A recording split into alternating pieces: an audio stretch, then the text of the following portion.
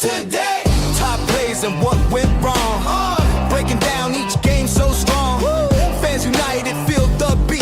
Fins talk family, can't be beat. Fins up, we ride until the end with Bobby talking about the Fins. Podcast popping every week, no delay. Join the crew, Fins talk today. Ends up, we ride until the end with Bobby talking about the Fins. Podcast popping every week, no delay. Join the crew, Fins talk today.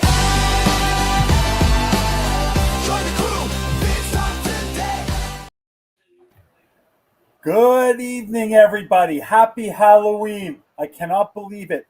Trick or Treat came really early for the Dolphin fans today, and Fins Talk Network is going bananas. Multiple shows joining other networks. Courtney, Greg, great to see you. How you both doing on this beautiful Halloween day? Courtney, how you doing? I'm good. I just got back from trick-or-treating. I'm a little sugared out on some Tootsie Rolls. I can't complain today. I'm having a fantastic day. And Greg, how you doing? I'm doing well.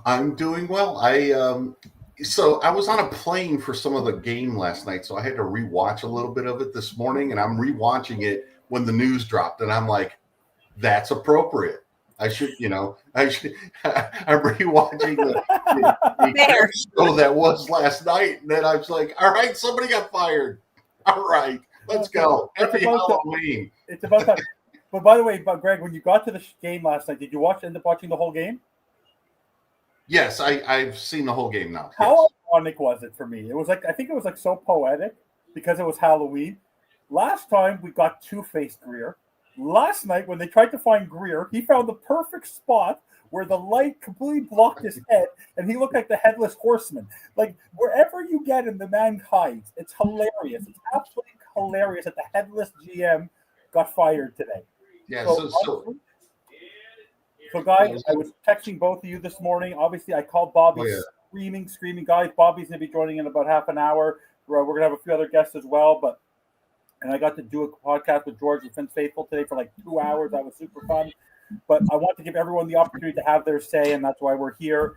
11:15 this morning, we all literally got a very early Halloween present. We didn't need sweets because after last night's debacle at Hard Rock, I think the writing was on the wall. Steve Ross left the game early. That was a sign. I was convinced that even then he was going to do nothing, even though you never know. But I think we were all convinced that nothing was going to happen this season. But lo and behold, the man who literally has been Freddy Krueger, Chucky, whatever you want to call him, Nightmare on Elm Street for the Miami Dolphins for over a quarter of a century. Me and Courtney were teenagers back then, like unbelievable. We were teenagers. Listen, don't age me like that. We were teenagers. No, you're still younger than me, but we were teenagers. Hey, Greg was still in his 20s. It's okay. Greg was still in his 20s.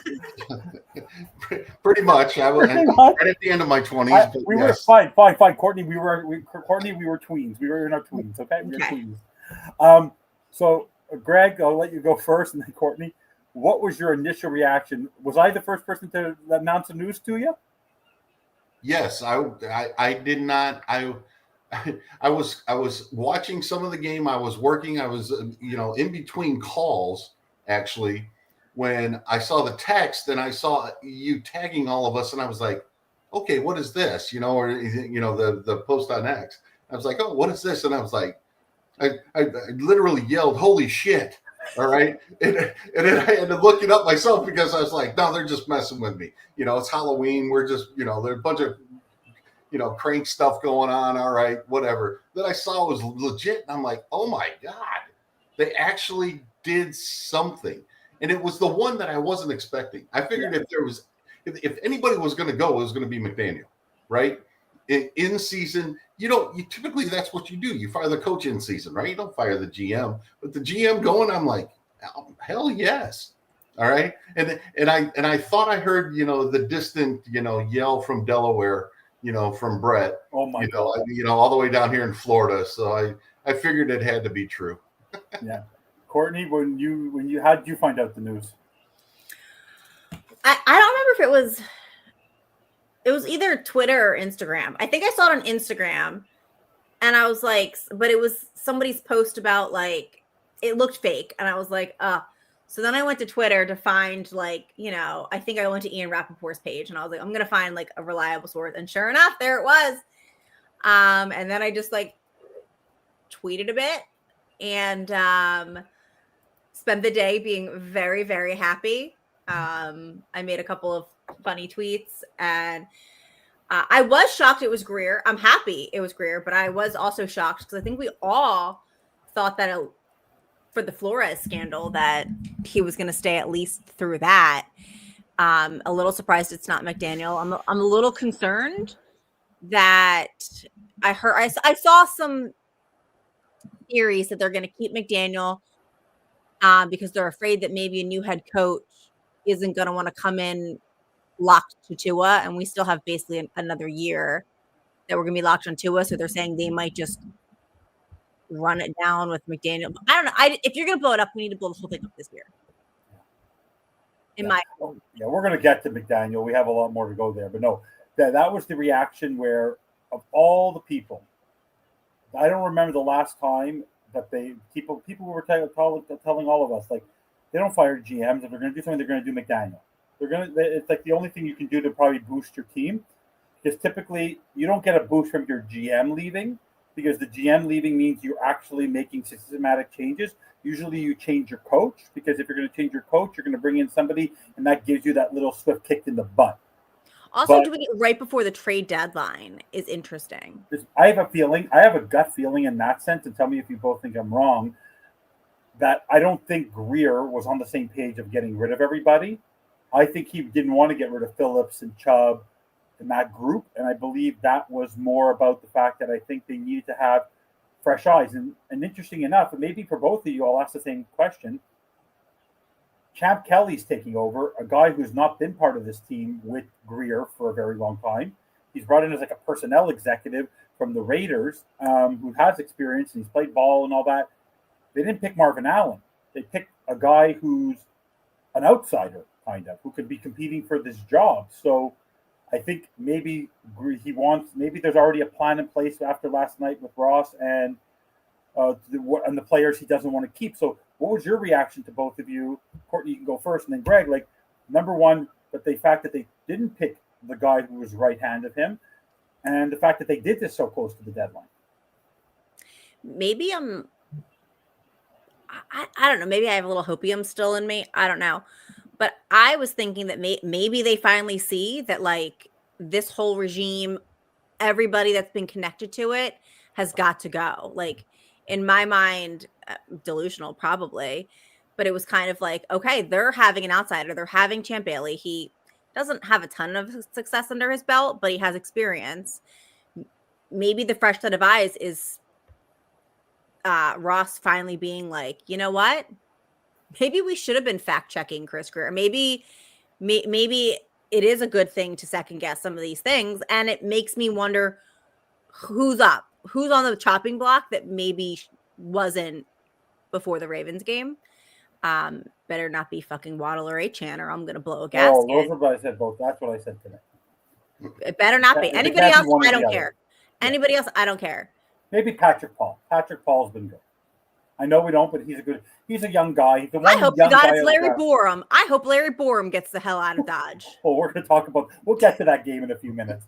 But but were you surprised? Are you happy though that it was like if you had to pick Marvin Allen or the new guy to make these decisions, were you happy that they picked the new guy versus the old?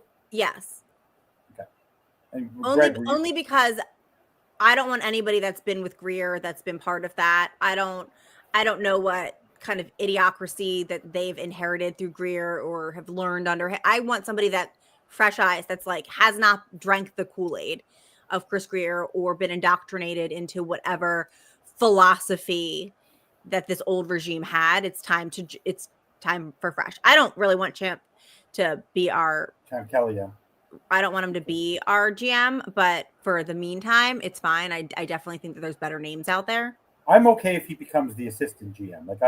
If he does the right thing, I don't mind him being involved as the next assistant GM to the GM. An assistant is fine, but as for like the main GM, I don't want him to to be. He hasn't have enough experience. I actually like the assistant GM for Philly. Yeah, we have a lot of lists. I'm going to get to that. I have a list of a good 12, 13 guys who we can go through later in the show that I've been doing. That I looked at Bobby's list. I added 2 or 3 names in there as well that I think would be really interesting.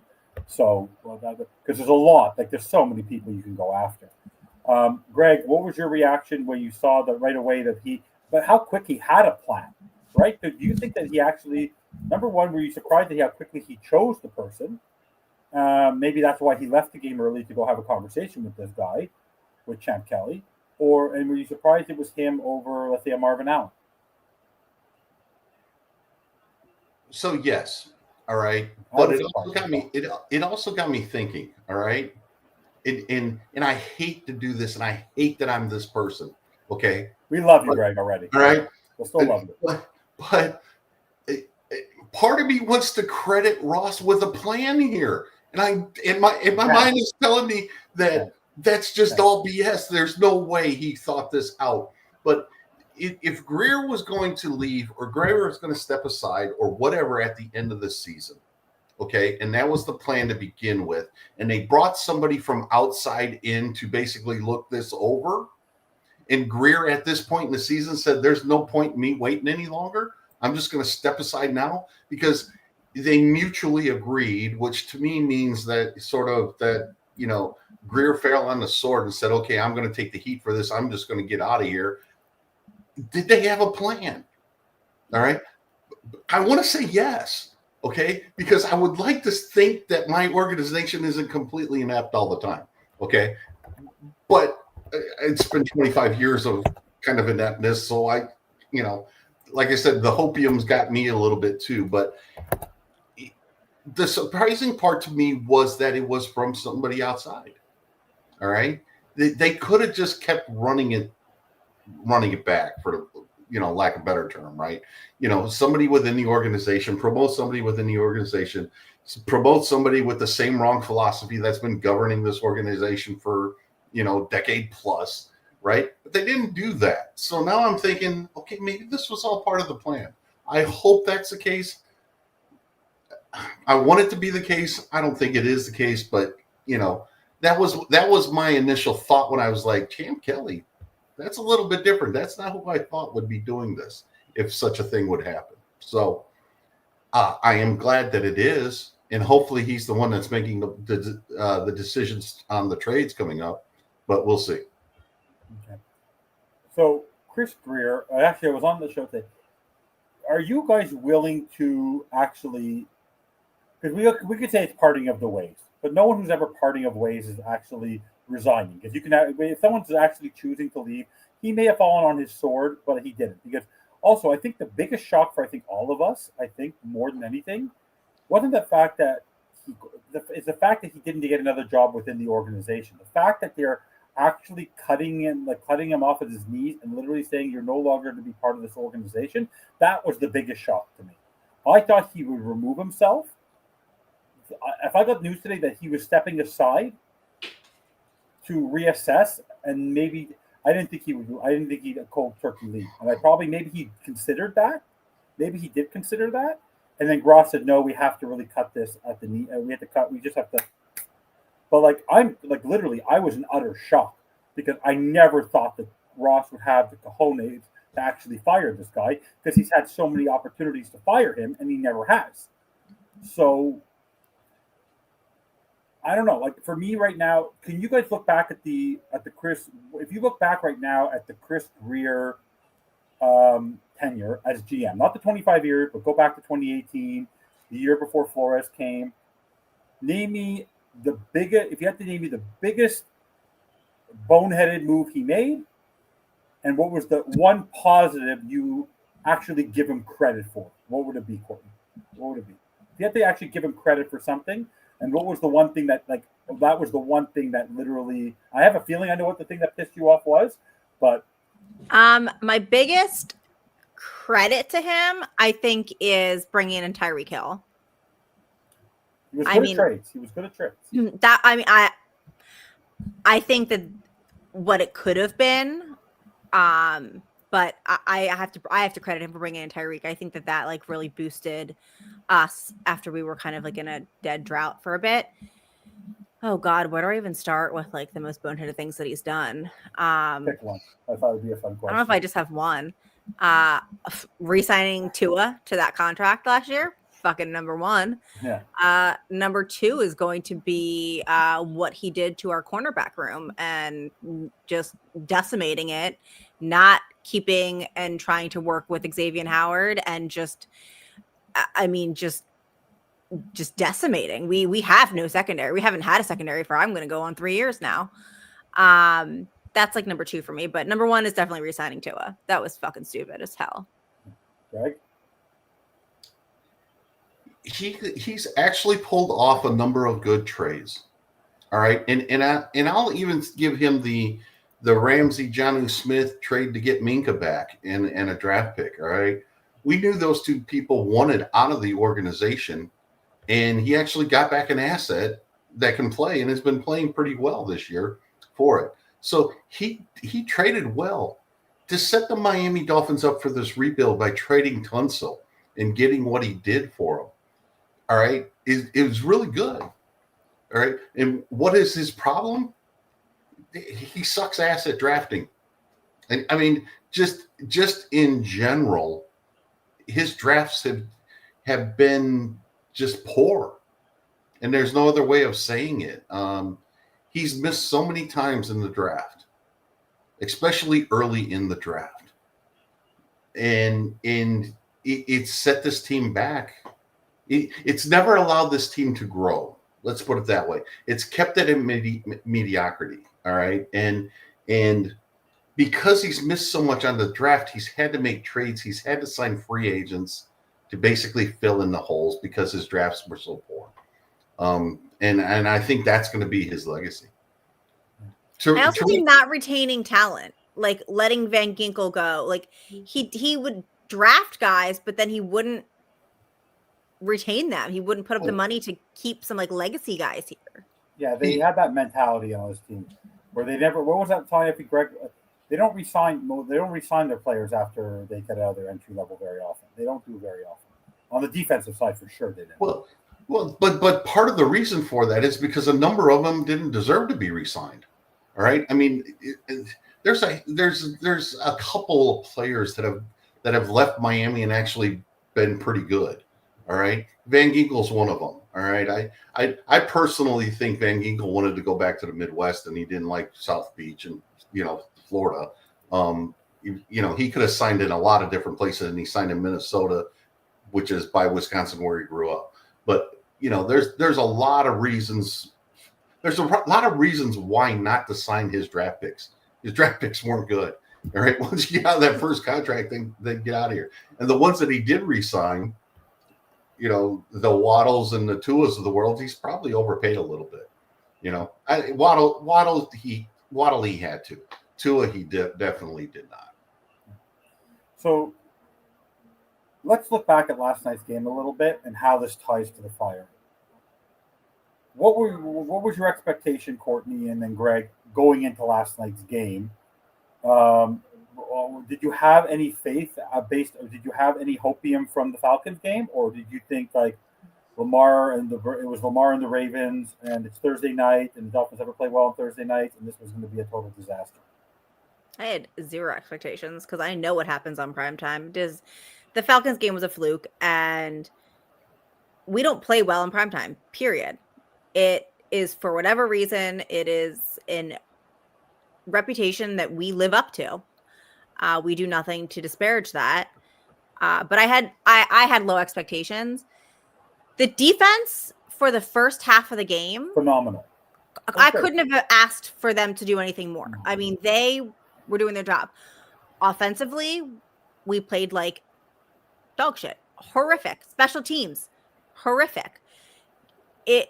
It's just like they weren't prepared. The offense is sluggish. It was terrible. I actually turned the game off in the third quarter and went to bed.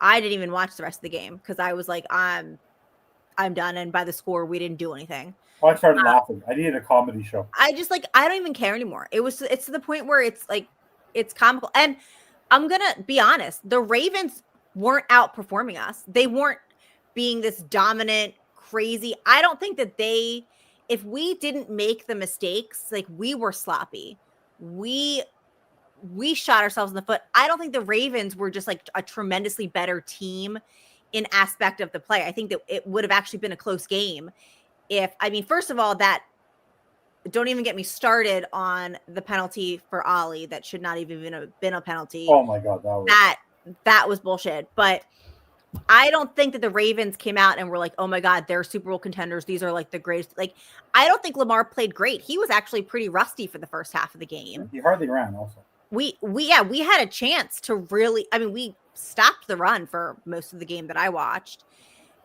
It was our offense. And it wasn't that they were playing this great defense. It was that Tua looked sloppy. Tua didn't look comfortable. He was off. He was not making like a 5-yard slant throw. Like he was off.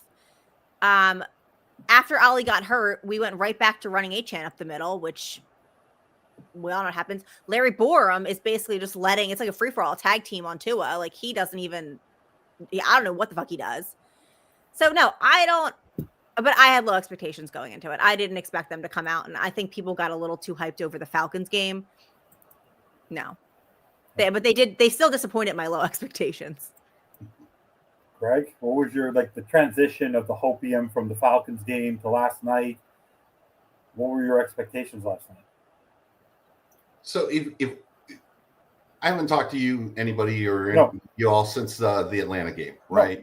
No. So what Mike McDaniel did on offense for the Atlanta game is he basically went back to, let's just say, offensive 101. All right. He so simplified everything for Tua, all right, in the passing game that it was almost paint by numbers in a way. It was very simple offensive football.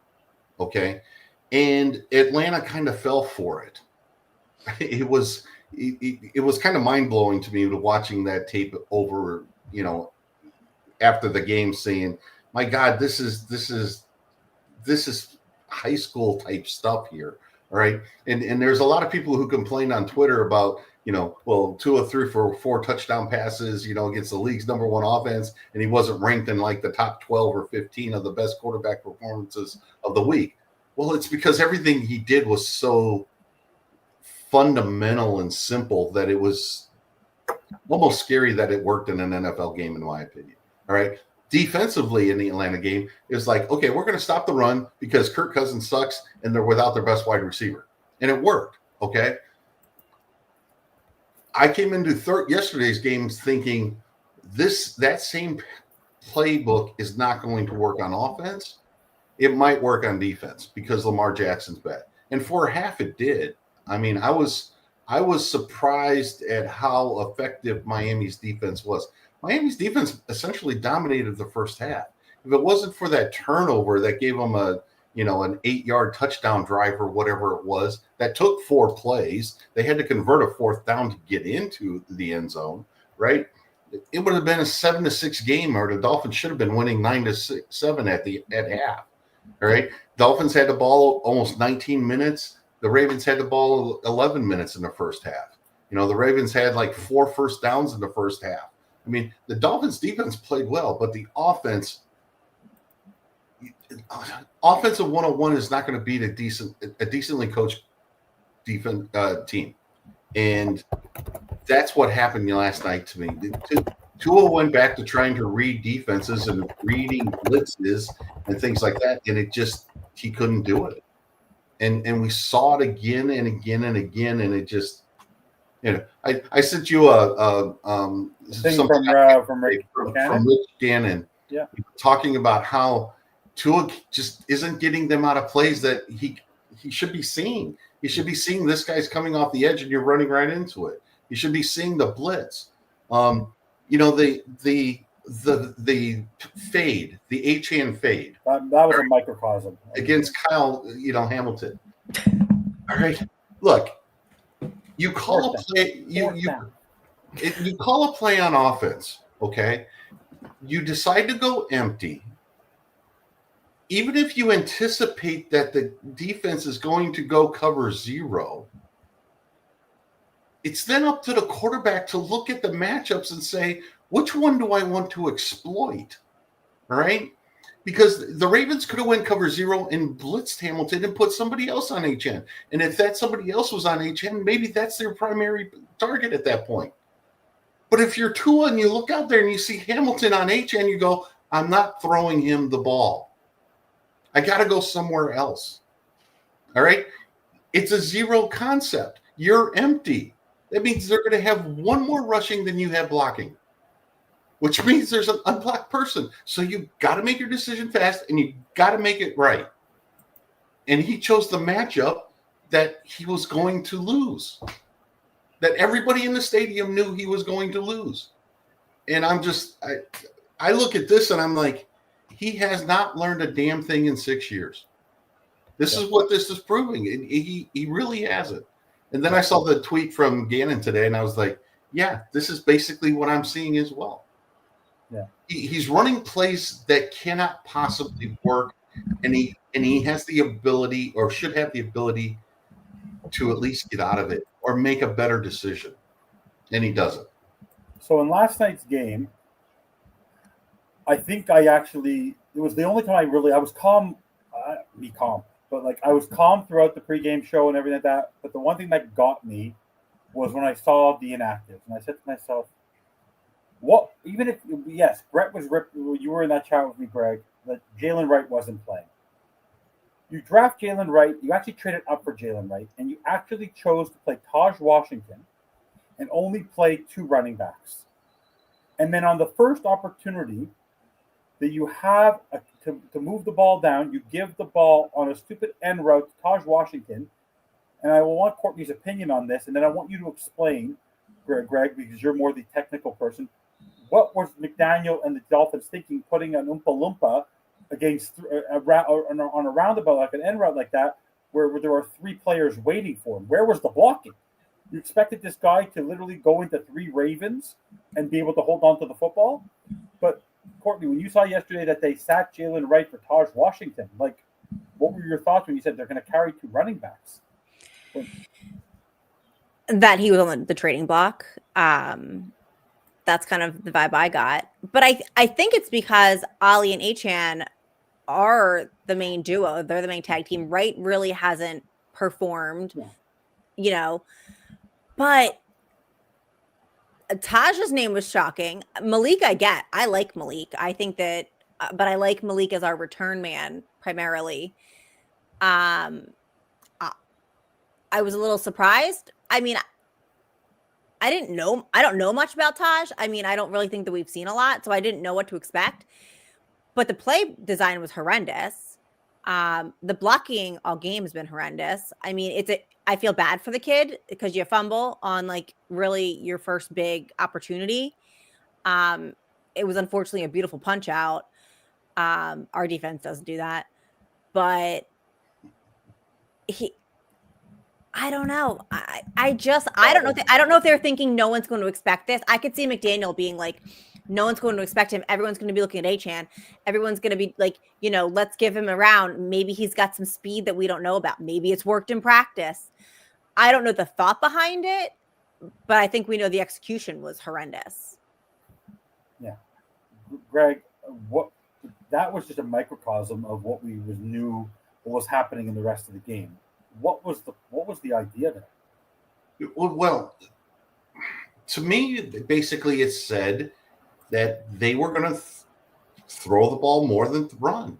All right. When just on Sunday, they ran the ball 40 some odd times and then they passed the ball for 24, 25, something like that against Atlanta. Right. And it worked. and I guess, McDaniel went into this game saying, well, it worked on Sunday, to hell with it. We're going to try something new for Thursday. We'll get to him. It just – I'm beginning to think that the magic number for Miami is 25. If Tua has to throw the ball more than 25 times, Miami's really in trouble on offense. And if if you're not going to carry 3 running backs, you can't run the ball 40 times, which is what they need to do. And I just don't understand why they would think that they would have to spread the ball or spread the offense out and run a lot of 3-4 wide receiver sets after the success that they had on Sunday, running the football with the 6 offensive linemen and things like that. Unless there was a wide receiver that was nicked up and they weren't sure how much that this wide receiver was going to play, I don't understand why you would activate a wide receiver in this game and take a running back off the and make him inactive. So we're going to move on to McDaniel's role in this game. But the one thing that was amazing about last night's game is the amount of time they went to the press box to show Ross and what was going on there and the engagement and like how they showed Frank Smith. They were showing everything. And I think last night, I think that what they were trying to really show there, as much as McDaniel, we'll get to him, I think they were trying to encapsulate, and I think Amazon Prime did a great job. And someone sent me a meme today that they're giving everyone who watched the game last night 1 month free of Amazon Prime because they had to watch the Miami Dolphins play. Let's give everyone their money back. And by the way, I don't know if you know this. I don't know if you saw this, Greg, Courtney. Do you know that they're not raising season ticket prices for next season? This is the first time I think in the era, in the Ross era, they're not increasing the prices of season tickets. But there are people who are still canceling, right? Like if people want to go to football games now, they're going to get a bargain. People are going to get bargains for their tickets now, for sure. Might consider going to a game. You never know at this point, just for the fun of it. But no, I think last night was a microcosm and showed that the team is the personnel, as bad as the discipline is, the personnel is just so bad on this football team, starting with Tua, all the way down to Jack Jones, to Larry Borum, which was one of the first picks. Where's Alec Ingold, the Taj Washington? I think Jonas Savanaia, like all this stuff was a microcosm of personnel. As much as the coach is bad, the personnel decisions were so bad. And I think the Berman group, who had the flight going, said fire Grier. I think he had to do something, and I think he basically typically he said, in like in accounting and finance, you have fight first in, first out, last in, first out. He basically fired the guy who was basically taking up, was like with who goes along with the furniture. He's been there for so long, you basically have to get rid of a little bit of the stench. But they haven't got rid of all of it, but they have to get rid of all of it. So do you feel like last night's game really just showed that there's something they had to, that there was more a personnel decision than it was a coaching decision? Just the way that game went. Before we get to McDaniel, do you feel like that's what Ross was seeing? That it was really the personnel on this team is just, even when he didn't have the pocketbook, it's just not there. Like outside of Achane and Waddle, like this team is just not on the field. It just sucks. Just really just sucks. Courtney? Maybe, because it does. I mean, but you also see, like, maybe he was seeing you have these names on the Ravens that have so much respect, and the Lamar and the Hamiltons and Zay Flowers, and who do you really have on Miami outside of, you had Tyreek Hill, he's done. He did that live with Armstead, basically saying he's not coming back. You have Waddle and Achane. Other than that, who do we have? Nobody intimidates. Nobody garners the respect. You're not performing. Now you're on this main stage. They talked about it on the pregame show. They were like, yeah, well, McDaniel's going to be fired if they lose tonight. Like, you're basically a joke to the entire world. And now you're on prime time. The world now can see no one's in the stands. There were more Ravens in the fan. Your own fans are booing your quarterback off the field. And I think he's sat there. He got booed on the intro, Courtney. He got booed on the intro. Did he? I didn't hear that part. The intro where they do it, they actually had boos. Like, you booed your quarterback. Like, well, that's what I'm saying. Is like, he's probably sitting there.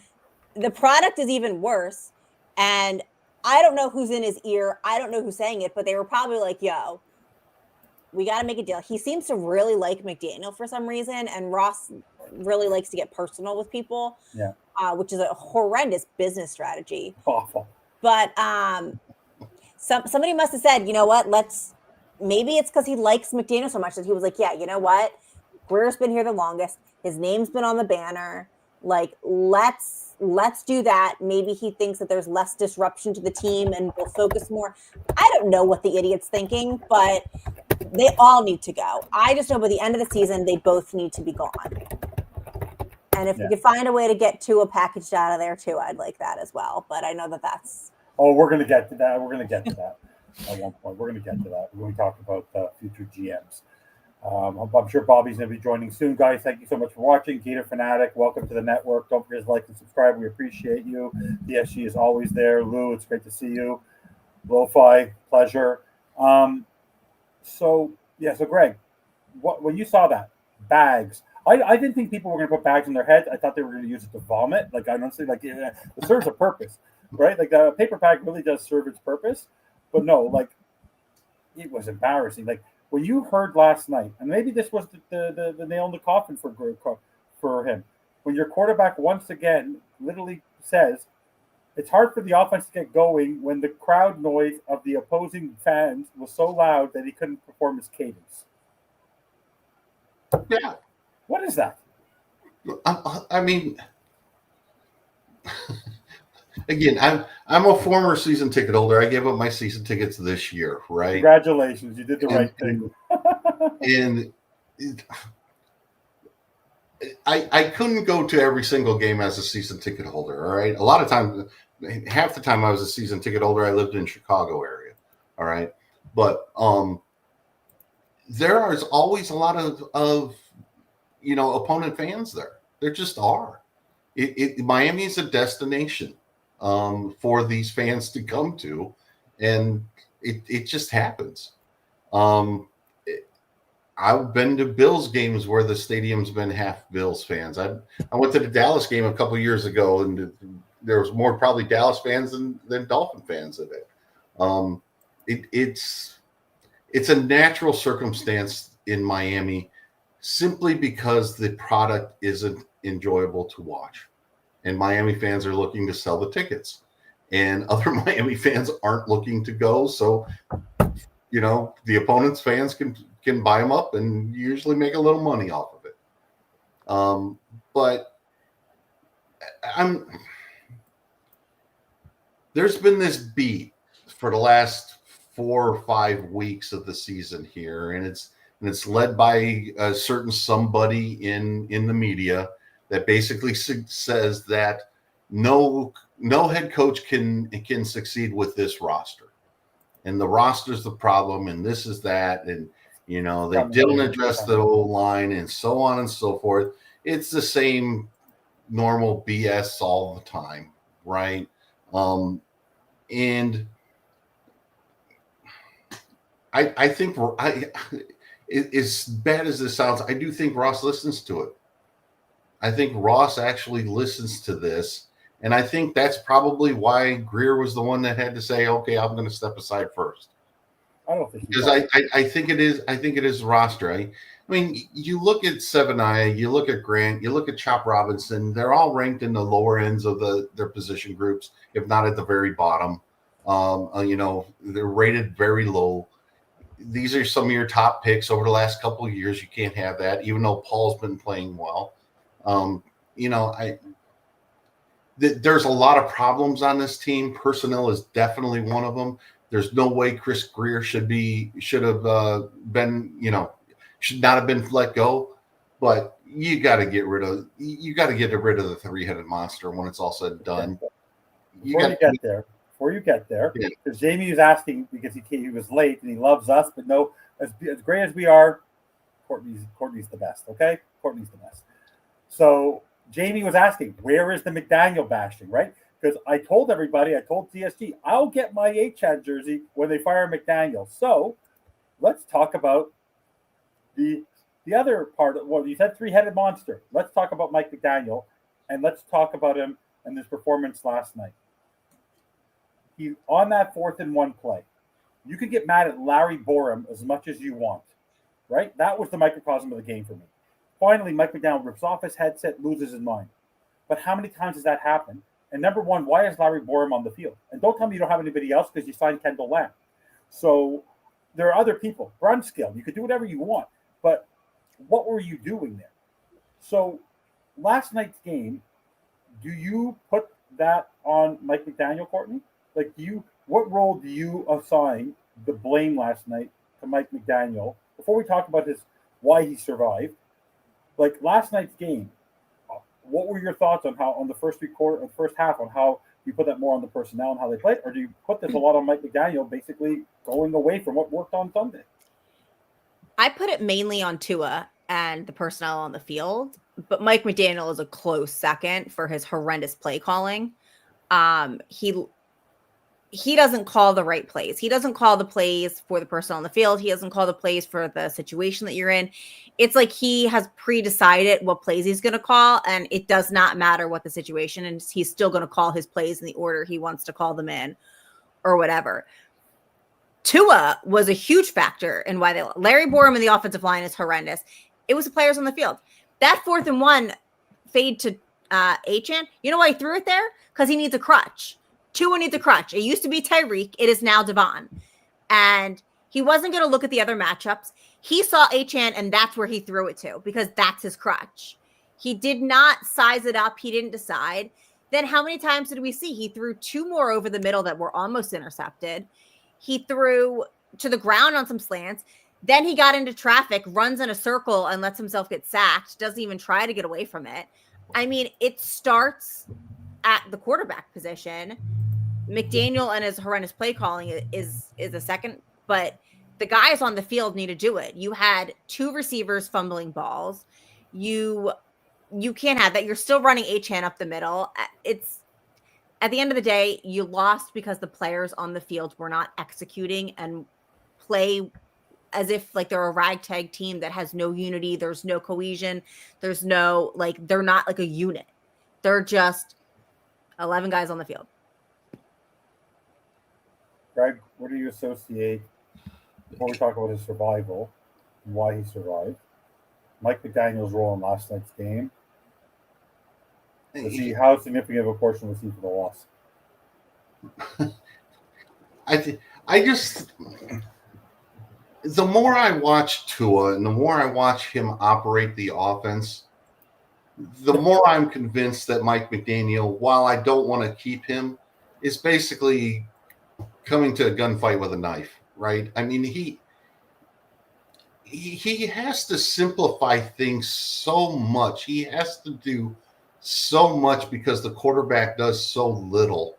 All right, that I don't know how this gets better. Okay, you know, and again, I'm seeing things when I watch the game, and I rewind things and things like that, and I'm like, how do you not see this, and how do you not adjust? Okay, and then like I said, when Rich Gannon sent out that tweet today, I was like, at least I'm not the only one seeing this. Okay, you're running toward an unblocked defender on the short side when he's showing blitz. Okay.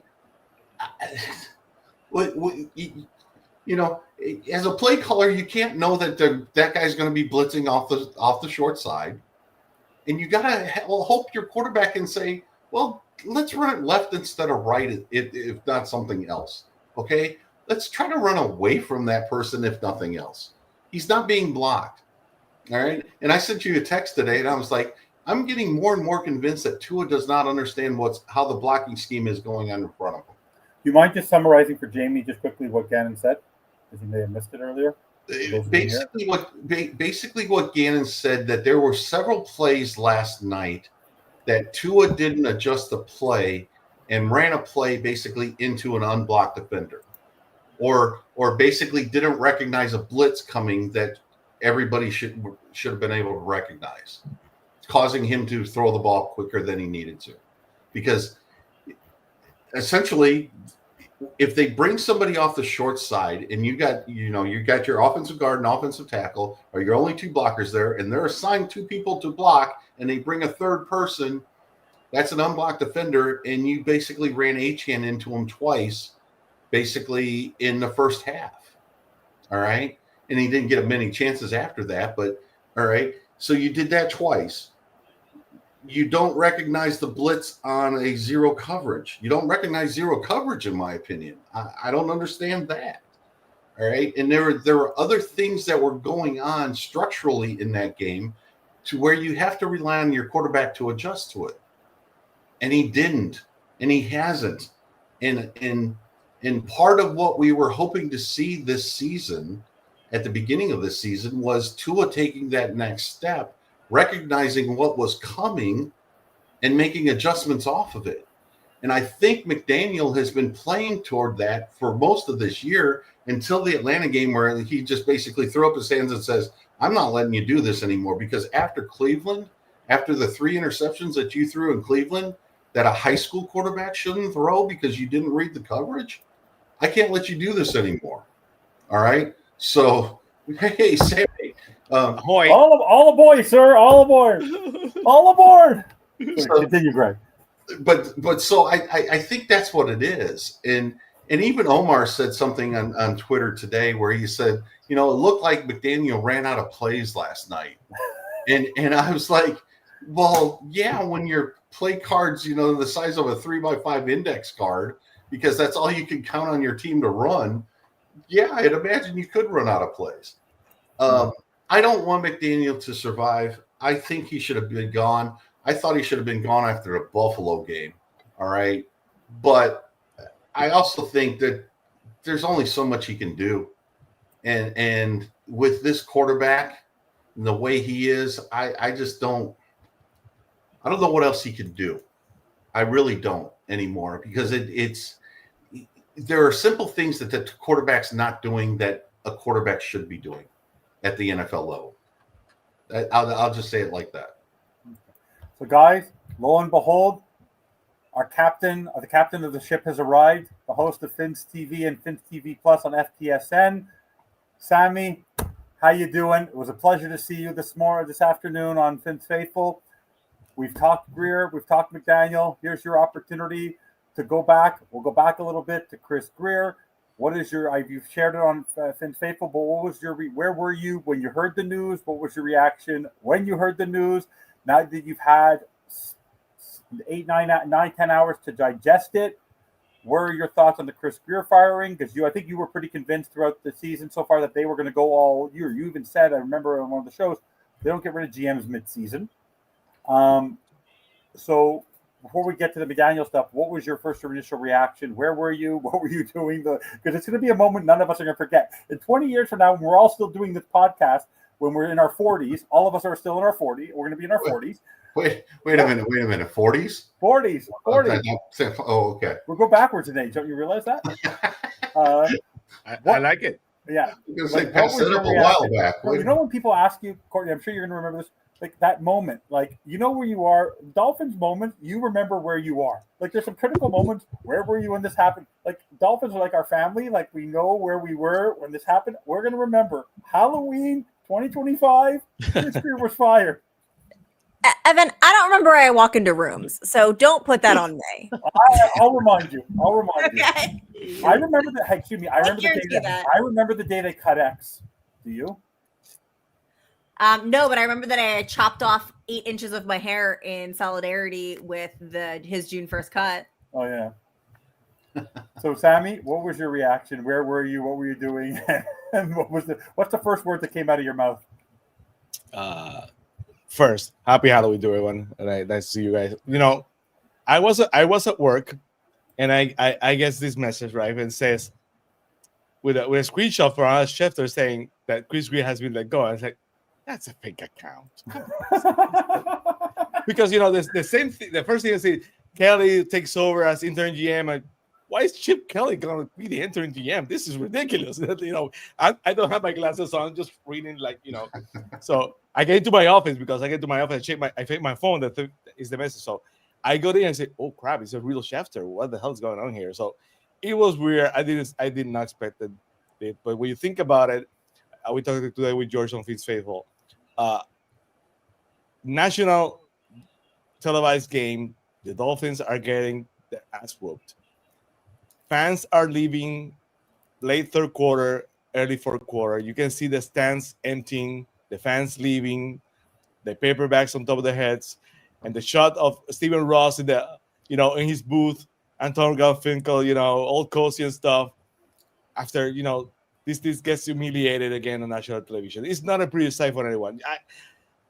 My co-host on Fizz TV, Steve Hadley, always tells that, no, those are millionaires, they don't care. Listen, being an owner of the NFL franchise is a select group. There are only 32 of them. Corporation billionaires, all of them billionaires. Well, except the one in Cincinnati. But billionaires, nonetheless. They have pride. That is their asset. They invest in their asset. They want a reward for it. It's their toy. Some people have figures. Some people have cars. Some people have others is toy. The Dolphins, that kind of asset is their toys for billionaires. So when you get embarrassed like that, humiliated like that, made fun of like that on national television, and the focus is on you and the camera is on you, it's an embarrassment. The asset that this was once a very proud franchise, one of the winningest franchise in all sports, and the last 25 years it's gone down to the crapper. From the logo to everything else, it's beautiful. Hard Rock Stadium right now is beautiful. It's the best that's ever been, but the franchise is the worst that's ever been. So to be embarrassed like that, I'm still surprised it happened. I'm gonna say, of course, after that you had to do it. I'm still surprised because everybody has said that he liked Chris Grier, and I truly believe that he does. All the the losses and stuff there might be some truth into that, but he liked Chris Grier. That's the truth of it. So something had to give. But, I still believe Mike McDaniel should be gone after the season. But I said yesterday, I said last Sunday with you on the post game show that I really thought that a new GM will have to come to evaluate everyone, to evaluate Tua. So this is going to be the most important hire the Dolphins has done in the last, I don't know, since Don Shula left and Jimmy Johnson took over. Yeah. This might be the most important, hiring this franchise have ever seen this century alone, because, if they don't get this man right, man or woman, Donald Ponte could be the candidate. I don't know. I had no idea. But this should end up being the most important signing this franchise has had in the last 25, this century for sure. So still surprised. I said I didn't expect it. The boss is here, the president, the CEO, the man is in the lobby. So I'm going to shut up. When he's ready. He'll pop himself in when he's ready. If he knows what to do. I'm not sure if he knows how to do the graphics. But I'm not sure. I was still surprised. I did not expect it. Still it is what it is. But to be embarrassed like that, with the camera on top of you, every single move, and Chris Grier hiding even more than the last time we saw it on camera, because the last time at least we see half of his face. This time, he tried to have even better, but the camera still got him. So it's an embarrassment. Right now, the franchise is a complete embarrassment. So they had to fix it. They had to get it right. Bobby today shared a list of 10 candidates that, we're going to get to that. I didn't know you talk about it. So no, we haven't gotten to it yet. Okay, awesome. So they all seem very quiet. I won't touch the candidates. Bobby will be so proud of me. I'm actually following his overlays, step by step by step. So before we go, stop being a sheep. Be your own man, Evan. And look who pops in now. The guy who's going to run the strip, the ship, and keep Evan straight. That's what's going to. I've been so well. Ahoy, Bobby! Whoa, 2 nights in a row, I have taken the lead and been a host, and I've been a good boy. It's only when I go on post-game shows where he doesn't let me lead and he leads that he ends up getting a migraine, and he doesn't. The show never ends, and we do a post-game show where George on Finn's Faithful says, "We did this in 45 minutes. I go look an hour and a half later, and Finn's Talk Network is still going 2.5 hours in." Bobby, welcome. Thank you, guys. Sammy, finish your point before I jump in, my man. You were saying something there. No, but basically the list you made was a great list. All 10 very qualified. But I was telling you guys here, and the lady that this is the most important hire this franchise has done since Jimmy Johnson, and probably the most important hire for sure this century. So they had to get this right, because it's an embarrassment right now. And like I was telling the guys that, Steve always said that those builders don't care. Stephen Ross cares. This is assets. This is money. He invested in this franchise. It's an embarrassment to be the owner of the Dolphins right now, because the status he put the Dolphins on to the other 31 owners. So they had to get this right, Bobby. No, they absolutely do. And this was a step in the right direction. I know most of us would have loved to see at least McDaniel gone with him. We know Tua wasn't going anywhere, but we know, at least not yet. But we would love that scene. Oh, McDaniel and Grier gone. But this was the first step because, as I've said to Vinstanza and Sammy through the last few weeks, we knew McDaniel was going to go out the door. That was more likely. Grier, I wasn't holding my breath because I never saw that coming because he's been the GM since 2016. He's gone to 3 GM changes. Head coach changes, no playoffs, all this one. And yet he survived and 3 coaches gotten fired. So I wasn't thinking or really holding my breath for this change to happen. It happened. It did. At least that was the first step. Everybody was saying Grier's not going anywhere. Oh, Brian Flores lawsuit. Oh, all of this dirt. There's something that he has. It's not going to happen. It happened. So this was a step in the right direction. I understand we would have loved to see McDaniel go too.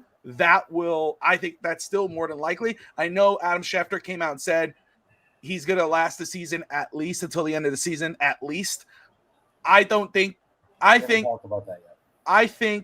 more than likely if you get bum rushed in Buffalo, if you lose in Spain, I don't see him coming back from that. I just don't. However, again, I think this was the best decision for the Miami Dolphins. And you're right, Sammy, 100%. This is the most important decision of Stephen Ross's career, or whatever you want to call it, as the owner. This is going to be a major, because it's the first time he's actually doing something like this. And when you read out his statement and he's saying, we're thankful for Grier, blah, blah, blah, blah. We're going for the GM search right now. And, I put that list out there. Those are guys that I've been eyeing, but there's other, I know somebody I'm forgetting his name right now. I said Mike Greenberg and not Greenberg. I know it's Greenberg from Broadway. Yes, the young guy. I know Broadway, a lot of people are talking about him. Kansas City. Yeah, a lot of people are talking about him. I think the other one is it Kansas City or was he in? It's not Philly. I think he was under. Maybe he's still under. Hallaby is Philly. That's the young one. Broadway is Kansas City. So there are other guys, and again, I know somebody brought up Donna Ponte. We know her relationship with the Dolphins. Don't sleep on that, possibly because Ross with familiarity. But anyway, this is a very important hire, and that's why it's very important to look at everybody, look at the entire picture. So, but yeah, Bobby, I want to ask you this, and then I think I haven't had a chance to ask the panel on the McDaniel why you think he survived, because I was trying to. But what was your reaction? Because I asked this question to Sammy. So, Sammy, I think you were on the show at the time. I remember. You knew my reaction. You called me. I reacted with you. No. Why do you think they chose? Are you surprised that they? Of course, I screamed. I almost got you into an accident leaving a parking lot. So, what was the reaction? I was like, the one thing that did surprise me, which I was actually proud of Ross for, was I was convinced if he was going to can him, I never had Champ Kelly on my radar. I thought he'd go to Allen. The fact that he actually went outside and took an outside approach and not the guy who's been next to Grier for the last 4 or 5 years was surprising to me. And I'm going to say, too, I know a lot of people right away because, I included Champ Kelly on that list because this is a what do you call an audition for him right now. I mean, it sucks. It's kind of a lose situation. It's not a no-win situation because this team's already in the dumps. But let's see what type of draft capital he can do. Let's see how what he could kind of construe in the last few months here, or the last month, or whatever you want to call it, of the season, and see how he gels with McDaniel and of course Ross probably more importantly. This is a guy he hasn't been here. He just got here. He was the interim GM of the Raiders, and he's a former player. We'll see how that plays out. I'm very happy that he went that route instead of a guy who's been here, because I know we talked Brandon Shore, we've talked Allen, Thank you. but he goes ahead and goes with Champ Kelly. We'll see how that plays out. I like that he's doing that because at least now the Dolphin fans, we can kind of see what he does at the trade deadline. I know none of us are saying, let's go Champ Kelly right away. No, there's a lot of good candidates out here. I hope Miami does its due diligence.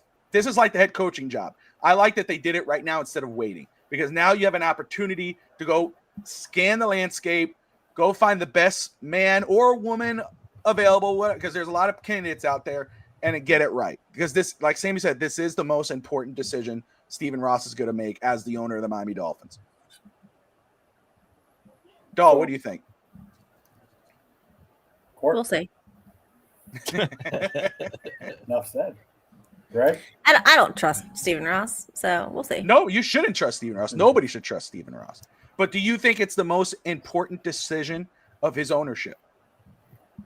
I wouldn't say like of his ownership, but it's probably one of the biggest. I would really much, and it pains me to say it, but I really like the assistant GM of the Eagles. I don't remember his name, Alec, I think something. Alex Hallaby. The young guy. I like him. That's a winning organization. I hate the Eagles with a passion and their fan base, but it is a well-built team. It is a well-built franchise. They value trenches. I value trenches. They draft well. So I wouldn't mind seeing somebody coming from that. The reason I don't like Chip Kelly, he doesn't come from success. He comes from the Raiders. I don't really think that he has the mindset I'm looking for, but we'll see what he does. And then anybody that's been associated with Chris Grier, scratch that off your list. Absolutely not. I will tie them in a trunk. They are not coming to an interview. And I'll die on that hill. Greg. It might be the last decision Ross makes. I mean, so I think this could be, a very important decision. Like I said, I cringed that I think this way, and I said it earlier in the show. This strikes me as having some sort of plan, which I just can't attribute to the Miami Dolphins, right? As having a logical thinking behind anything. So I think you got to bring in somebody from outside. Again, I don't want any fingerprints of Chris Grier on this organization after 2026. All right. I'd get rid of every player that he ever drafted. I'd get rid of all of that stuff if I could. All right. Start fresh there. Not Achan, not Waddle. Well, okay, maybe a couple. But I was about to say, Greg, because we don't have beef, but we were about to have some beef. Miss you, buddy. Long time no see, buddy. Long time no see. But and I've been talking about this for a number of years with you guys, even before I started joining you on the shows. The philosophy that the Miami Dolphins have had about building a franchise has been wrong. There's a reason why they don't win is because the philosophy's wrong, and they need to change the philosophy. So to do that, you need outside help. You need to hire from outside. And I'm hoping that is the case. Greg, I have to ask you, and Adrian, well, first off, shout out to Adrian to the Rainy Day podcast. Great to see you, brother. I know you were on earlier with George. Adrian was supposed to be on with us last night, but he fell asleep, which I figured. I mean, if I had the choice, I'd fall asleep too. We were already asleep. I knew it too. I was like, oh, he's sleeping. Are you about to give me Huh? You said you were already asleep. What were you about to finish that sentence? I was dead tired, bro. You didn't see that? You saw it. Alex was knocked out. Alex was sleeping. I've been on a roll. I don't know what these late nights, but I'm getting used to these 2-3. I noticed that. Like, you were fired up. You could have gone another 2 hours last night. Oh, so Courtney and Greg know this from me. What's our average, Courtney? Another 8 hours. I've done a show 2.5, 3 hours. Me and Greg. I think it was pretty close to 3. Me and Greg have done it. Me and Greg have done the 3 hours. That's all right. That's why Bobby doesn't let me and Evan have like our own shows unattended anymore. You've noticed. 24-hour show late night. Yeah, you got to be supervised, right? Yeah. But Greg, let me ask you very quick, because as Sammy brought up, Evan talked about, I did throw a list up on there, some guys that intrigued me. Is there any guy that stands out to you? I know a lot of people talk about Louis Riddick. That's a popular name amongst Dolphin fans. Sorry. Is there a name that you're like, man, maybe not like, oh, I would hire him right now, but the guy, like, I hope he gets an interview. I'd love to see this guy get an interview. I kind of agree with with Courtney here. I go to Philadelphia, get a. I don't want to insult anybody, but get a kid, get somebody with fresh ideas. All right. I'm not afraid of a first time GM. I'm not afraid of any of that stuff. I want. Part of the reason, in my opinion, that the Dolphins have failed for the last 25 years is because they're trying to play football or have been trying to play football that was successful in the 90s and the early 2000s. All right. They have not advanced. I just want to see them move forward. And I'm by far probably the oldest person on this show. And I'm saying get somebody young, because us old people don't know shit anymore. All right. The game has passed us by. All right. Let's get young. Let's get vibrant. Let's go. All right. No more trying to win like Bill Parcells did. All right. It just doesn't work anymore. All right. Move past that. Get somebody from the McVay tree, get somebody from the Soriani tree, get somebody from over there, get somebody from a winning organization that's won something here in the last 6 years. That's where I want to go. And if that person is 30 or something like that, even better. There you go. For a shout out to Adrian. Adrian, my man, appreciate you hopping on. I know you gave your thoughts earlier, so I'm thanking you for rewinding and redoing here, kind of doing the encore. But just tell me, where the heck were you at? How did you get the news Chris Grier fired, and what was your reaction? Well, I was at work, and I got a text from my co-host of Two Raw for SmackDown. He said, Chris Grier's out. I know you're happy. So I had to go straight to Twitter, check everything out. And the first post I seen was Sammy's, his repost of Adam Schefter's, and him saying he thought it was fake at first. And I was like, I gotta keep scrolling. And then I kept seeing it all, and man, oof, I don't know, man. I got such a rush of energy, I'm telling you, because I was just so happy that this dude is fine. I was saying earlier, bro, it's like a weight off your shoulders, breath of fresh air, like that. Some actual change is really happening with the Dolphins. Like what changes is gonna be, I don't know. But Chris Grier, like he was stale. He overstayed his welcome. He messed the team up, the cap, the roster.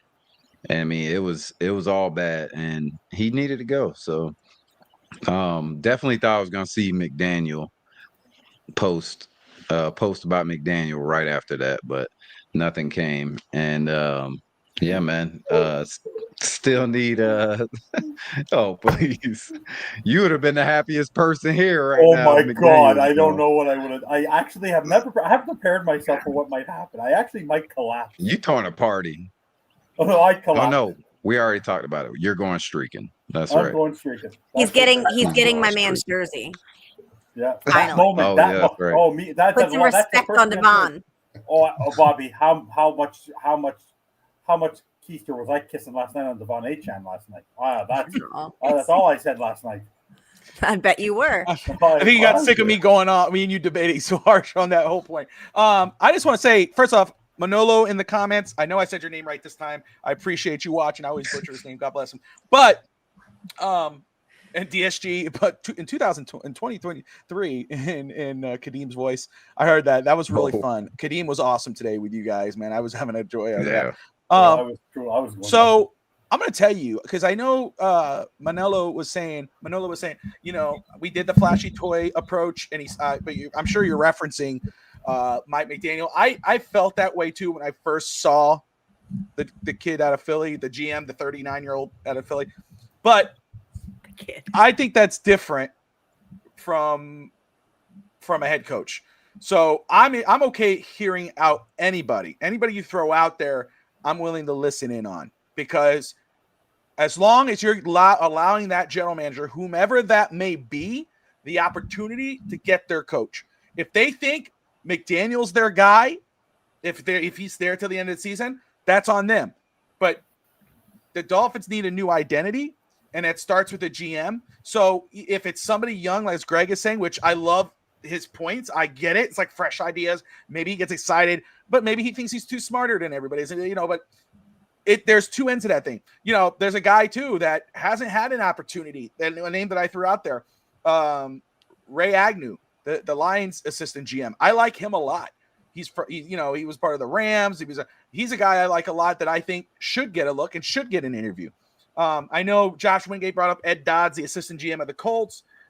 Chad Alexander, who is the Chargers assistant GM. There's a lot of good names. but to me, it's a broad stroke. I don't think we should limit it to one guy. I mean, even, like I have my thing. I know a lot of people throw out Louis Riddick out there. I'm just going to say this. I'm okay with the interview. I'm okay with entertaining that. If somebody wants to debate why they think he should get, I'm okay. I'm willing to listen. I'm just not sold on it. I don't feel comfortable with a guy, he's in TV. They did it with Mike Mayock with the Raiders. A guy comes off the street and off the broadcast booth, and what happens? So I'm not so sure about that because he's on TV talking all the time. I want a guy who's in the league, who comes, again, from a winning organization, or a strong foundation within the organization. The Dolphins aren't. There are some teams that have great foundations. They're always in the conversation. They're winning playoff games. Maybe they can't break the ceiling, but they have a strong foundation. They're always good no matter who's their coach, who's their player, whatever. They draft well. That's the type of GM we need. And the GM out of Philly, well, yes, he is young, the assistant GM, but look who he's under.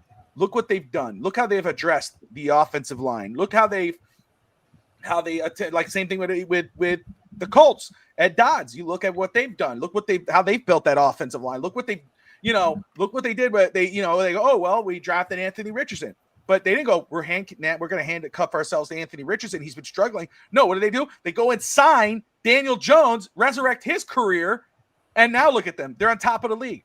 So no guy should be ignored. This is not the head coaching position. For me, I'm still on veteran head coach. I want a guy who's been experienced. I want a guy who's been there, done that. However, when it comes to the GM, I'm okay looking at anyone.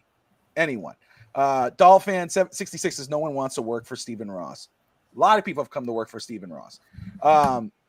What's up, Crazy Dolphin? Great to see you, my man. Jamie, I think we want to think about teams that tend to draft well and form a position of strength. Exactly. We wanted to. It's very easy in this league to. And Grier showed it. It's very easy to spend cap space and money and trade draft picks for players and get the star players. It's great. It's great for podcasts. It's great for Twitter. It's great for the fans to look and go, man, we got Tyreek Hill. We got Tyron Armstead. We have Sue. We have all these guys. How many playoff games did we win?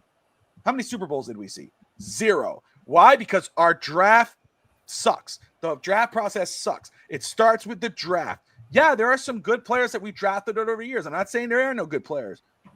But what difference did it make? It starts with the draft. So we need a guy for sure who comes from an organization who knows how to draft well. Yeah. Absolutely. And also, I would say, Bobby, yes, sir. I would say whatever coach he picks, make sure you're getting players that fit the system that they're running and not just getting guys, he's great, let's get him, and then they don't even fit the system and he's out of the league or out of the Dolphins in 3 or 4 years, go signs with another team. Look, Cam Smith, Jalen Wright looks like he's about to be traded. He can't even get he got one start. It's a consistent thing with Miami that they draft players or sign players that can't even see the field. Things will not change until the collective approach to the franchise management is pulled up by the roots.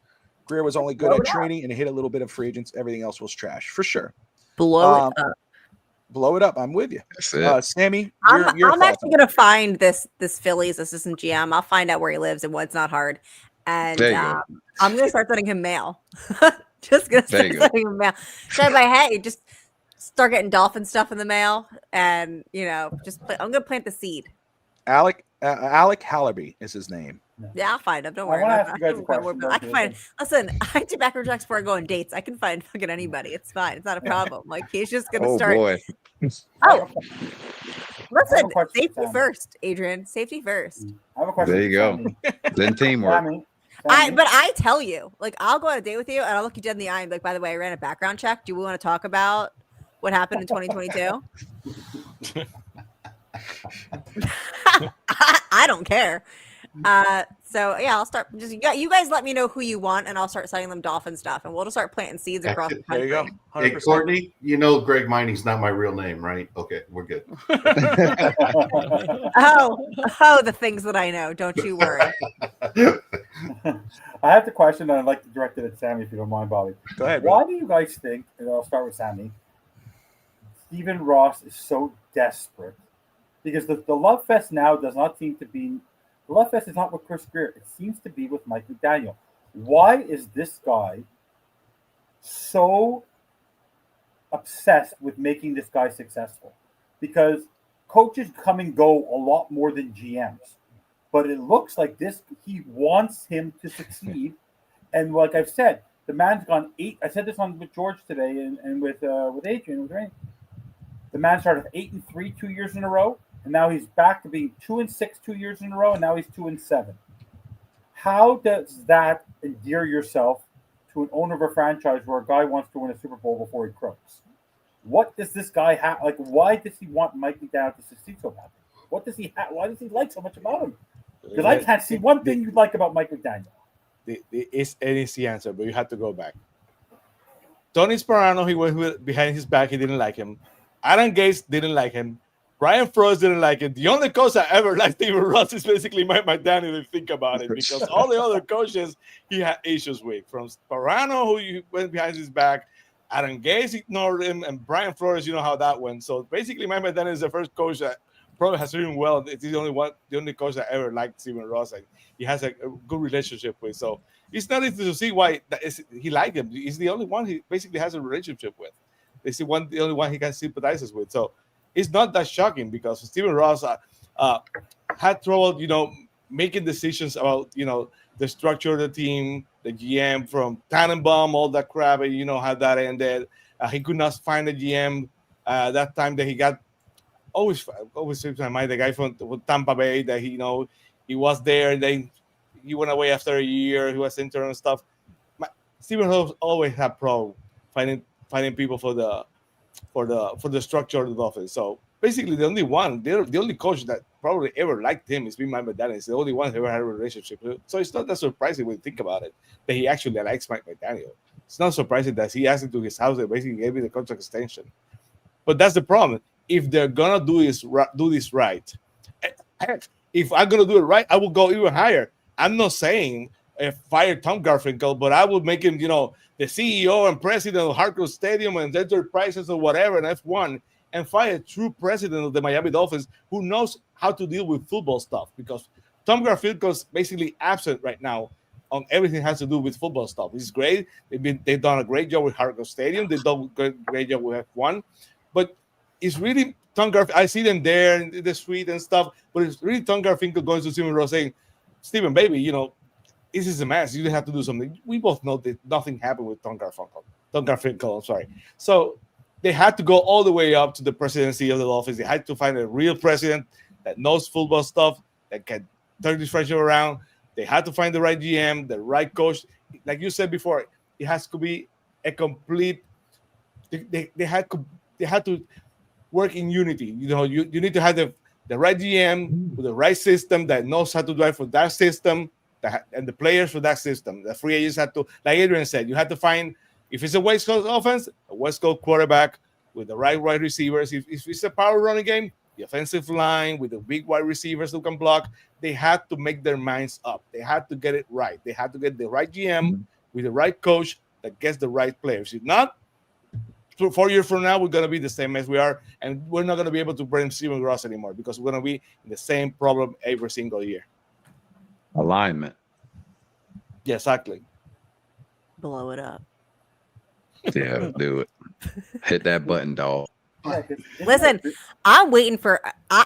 They should hire me, because I'll just be there for whoop ass. That's my title, whoop ass. Because whoop ass coordinator. Whoop ass. Like, I'm just there to make sure everyone's doing what they need to do. That's it. That's my title. Like a little alpha name tag that says doll whoop ass. Doll, where were you when you got the news that Grier was fired? What were you doing? I'm literally sitting right here. Really? What was your I reaction? was working from home today. Did you jump? No, I was working from home today. I saw it on, I think Instagram first, and I thought someone was I thought it was a joke. I thought it was just because we were so bad last night. I know. Then I went on to X, and I think I found Ian Rappaport's, I tried to find a legit source, and sure enough, it was right there. And so then the tweeting started, and then next thing I know, my entire feed is just unity and joy in the Dolphins fan base. I haven't seen that in a long time. Happiness, tears, religion. It was just a fantastic. Happiness, tears, religion. She went to pray. She's like, thank you. Thank you. It was just, it was a holy day. It was a That's holy right. day. Holy day of Tootsie Rolls and firings. And then I saw like a couple of psycho posts that were like, I feel bad for Chris Grier, the person. No one should get fired. And I was like, fuck him. Oh, I'm so sorry. The multimillionaire has to go find a new job where he basically did nothing but burn my franchise into the ground. Oh, poor guy. Hey, mutually parted ways. That means he got a bag. He's all right. Oh, he got a severance. I'd like to see that severance package. Yeah. But yeah, those like weirdos that were saying that, and then now the discourse is the McDaniel discourse, which Dolphins Twitter, we can never just have like a day. No. Like, we were unified for maybe like a 2-hour period. It was great. Yeah. And then the discourse of, how McDaniel needs to go. And I think he definitely does need to go eventually. I said, keep him on, let us tank for the rest of the season and get that nice draft pick to now dangle over a new GM.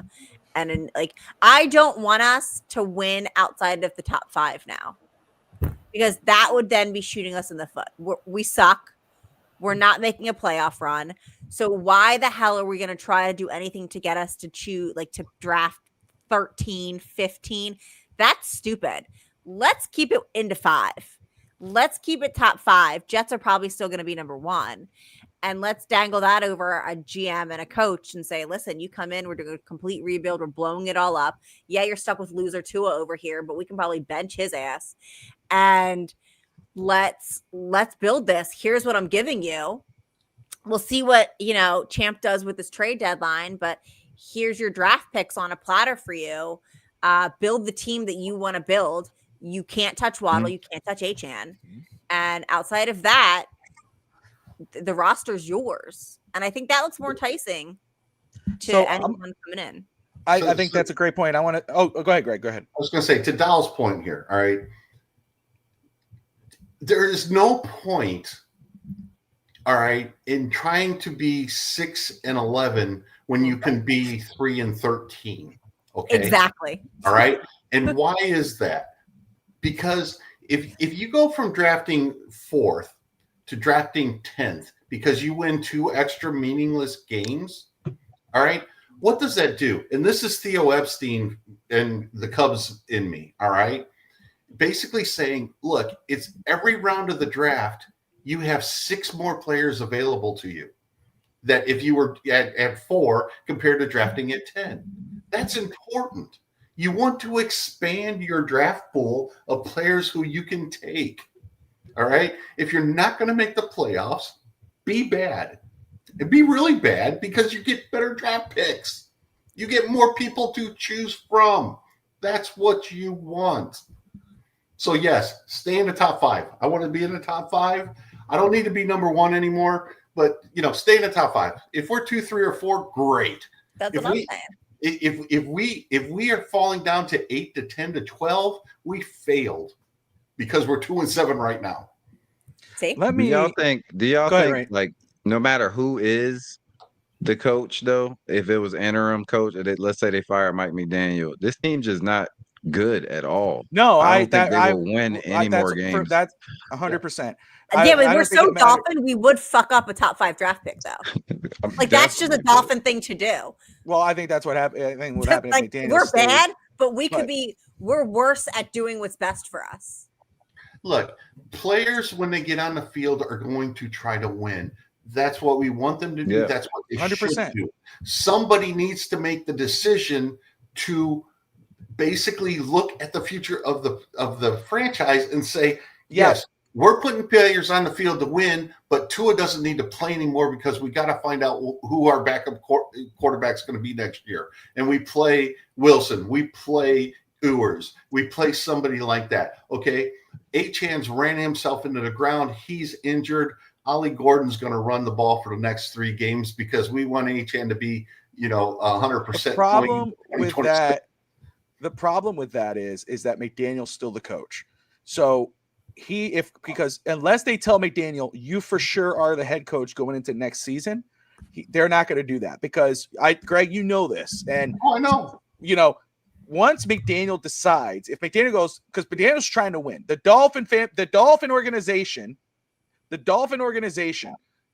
their mindset is still win football games. And Now so with Tua starting. McDaniel's job right now is to win as many games to save his job. Unless the Dolphins tell him, Stephen Ross says, dude, you're safe no matter what which will be at the service to the new GM if there is a new GM. And then maybe we won't get a good GM if they do that.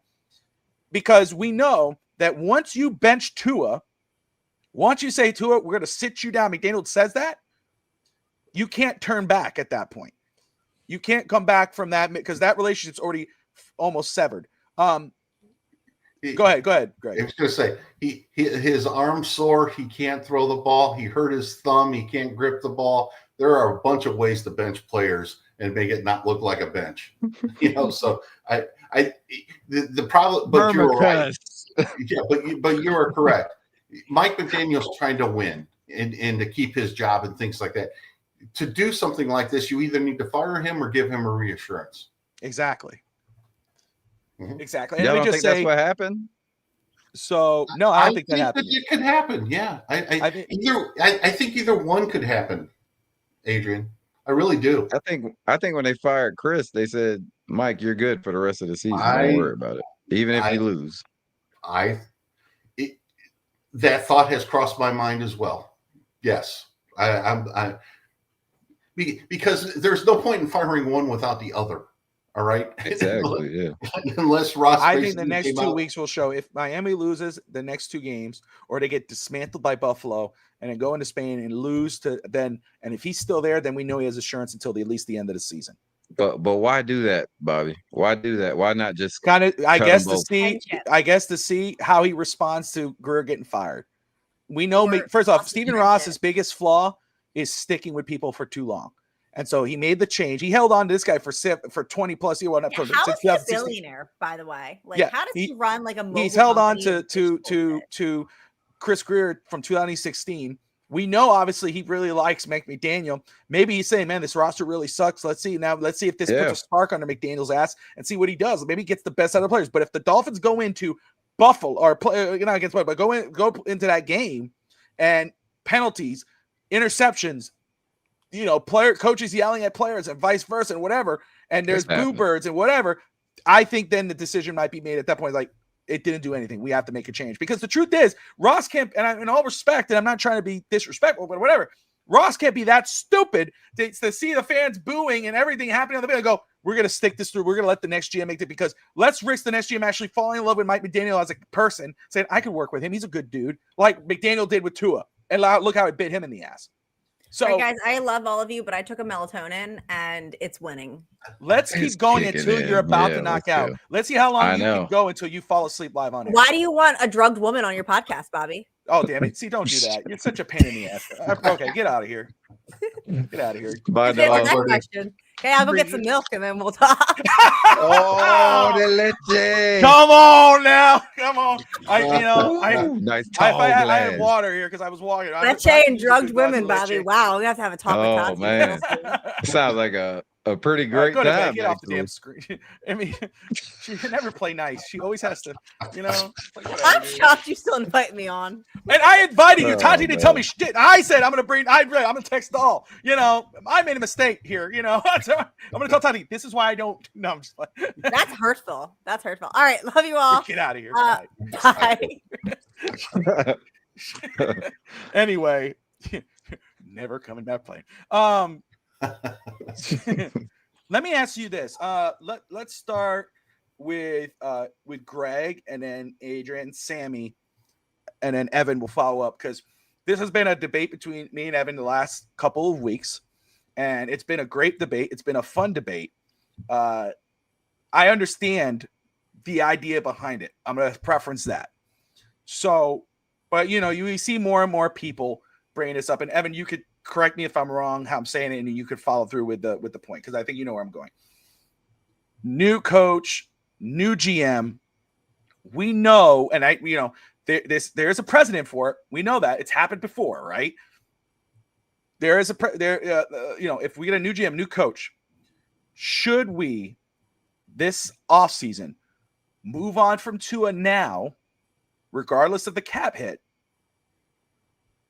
or should we keep him? That's with a new GM, a new coach, and possibly even a rookie quarterback, which should be the case no matter what. I'm in the mindset is I'm not going to take the hit. I would keep Tua, let him compete with the rookie quarterback. If Tua doesn't play, he's your backup. You're golden for at least a season, and you let him go the year after when the cap hit drops. Evan is a clean house. Don't care about the cap space. You got to do it because might as well just rip the Band-Aid off and get it over with. Is that about right, Evan? Okay. So I understand the mindset, and Evan's right when he says the precedent's been set because the Broncos did it with Russell Wilson and went on from there. So, Greg, I'm going to start with you. Where is your mindset on, and Evan, you can let them finish through, and then you can follow up at your point. Where is your mindset on that? Do you think the cap space, let's, go ahead and, if you could get rid of Tua, let's say somebody says, hey, we'll give you a second round pick for him. Would you do it with no matter what the penalty is in regard to the cap? Or do you say, no, keep him for the year, wait for the cap to drop. He could be your backup or he could be your bridge guy when you have a rookie and just wait for it to play out, even with a new regime. Where do you stand on that debate? For me, the quarterback being the most important position on the field, when you determine that quarterback's not good enough to get you to where you need to go, you quit playing that quarterback. So I rip it off. I'm done with Tua at the end of the year. I do not believe he's good enough to take Miami to deep in the playoffs or to a Super Bowl. So I am playing the rest of this year and 2026, if need be, with somebody I'm trying to figure out if they are good enough. Maybe it's yours. Maybe it's Wilson. I don't know. If you would have told me Brock Purdy, Mr. Irrelevant, would be capable of leading a team to a Super Bowl when he was drafted, I would have said, no. But you know what? He got a shot and he stayed on the field. Would you? I agree. Like if you decide I'm going to bench Tua and just ride out, of course, no matter what you're paying him, I think you have to allow Tua and that new quarterback, whomever that be, to compete. And if the rookie shows him out, you go and you ride with your rookie. My question though is, let me ask you this. My question is, would you just trade him out no matter what the cap is, let your cap get depleted? Would you, or kill it? Right. So that's the question. Would you go ahead and do it to avoid all that talk? Just do it. No, yeah, okay. Tua in my mind is gone. He's not ever going to take you to where you need to be. So find somebody else. And if that somebody else isn't going to be capable of doing it, that's fine. But I don't know that yet. I know what I know about Tua. So I'm moving on right now because, you might not have heard me earlier in the show. There is just football 101 things that he is just not doing on a football field in year 6 of being a quarterback in the NFL. And it's just ridiculous. And Gannon on X today pointed out a bunch of different, a couple of those different plays where it's just like, yeah, he's seeing the exact same thing I am. You can't keep going with him. Not as a Dolphin. If he goes somewhere else and wins a Super Bowl, good for him. You can call me an idiot for getting rid of a Super Bowl winning quarterback, but I'm done with him. I've seen enough. I don't think he can take you where you want to go. So I'm pulling off the Band-Aid, taking the cap hit, and just seeing what I got. And if I don't like what I got next year, I'm drafting again. And if I don't like that, then I'm drafting a couple more years, and so on and so forth, until I figure it out. And as somebody who believes that you need to have that difference maker at quarterback to make it deep and to go, win a Super Bowl, that's going to be something on the GM interview. I want somebody who's actually found a championship level quarterback. That's very rare and far between. Adrian, your thought on that topic. I know you talked about it a little bit on Vince Faithful. I know you guys discussed it a little bit, but where do you stand in regards of I think we all agree it's time to move on with Tua as the franchise quarterback. But are you gonna boot him off the team now and take the hit, or would you rather just hold him? And if he's the backup next year, he's the backup. You just wait till after the year later when the cap hit drops. Yeah, I think about this a lot because if we're gonna have to pay HN, right? And if you take that cap hit, there ain't no way you paying HN next year. Like you're gonna have to extend Achan. So, because what he's doing for the team, he's gonna be asking for money soon, right? He got to be. There's no way he's gonna be keep playing on this rookie contract and producing. Like the whole offense is built around him. Like it's crazy. So, I believe you got to move on from Tua for sure. But do you want to destroy your cap to do that and then not be able to pay some of these guys that you're really going to need? To be honest, I don't really think the rebuild is going to start until 2027 anyway, just because of Tua's contract, whether he stays here or you take the cap hit, either way. So, probably definitely get rid of Tua. Yeah. If you trade him, you could probably take less of a hit if the other team takes some of the money. But I mean, either way, it's gonna be bad, man. So, but I think Tua's done after this year, regardless. Like, especially if Mike McDaniel goes, it's over with. So I'll just say if McDaniel's gone, then you got to get rid of Tua, no matter what. Like, you got to take the hit. But if he stays, then I think Tua stays for at least next year. Sammy, you're on mute. You're on mute, sir. Okay, there you go. That was Steve Hallett. Cutting Tua after the season, it will be a cap dead hit of $79.2 million in cap space. Also, cutting Tyreek Hill will be 56. 79 plus 56. 79 Thank plus you, Chris 56. Grier. You think they're going to cut both? Really? Fuck. You're not, Bring bro. the janitor in to play running back or quarterbacks next year. Because how are you going to do that? There's no way. Yeah. You cannot do that. You had to trade.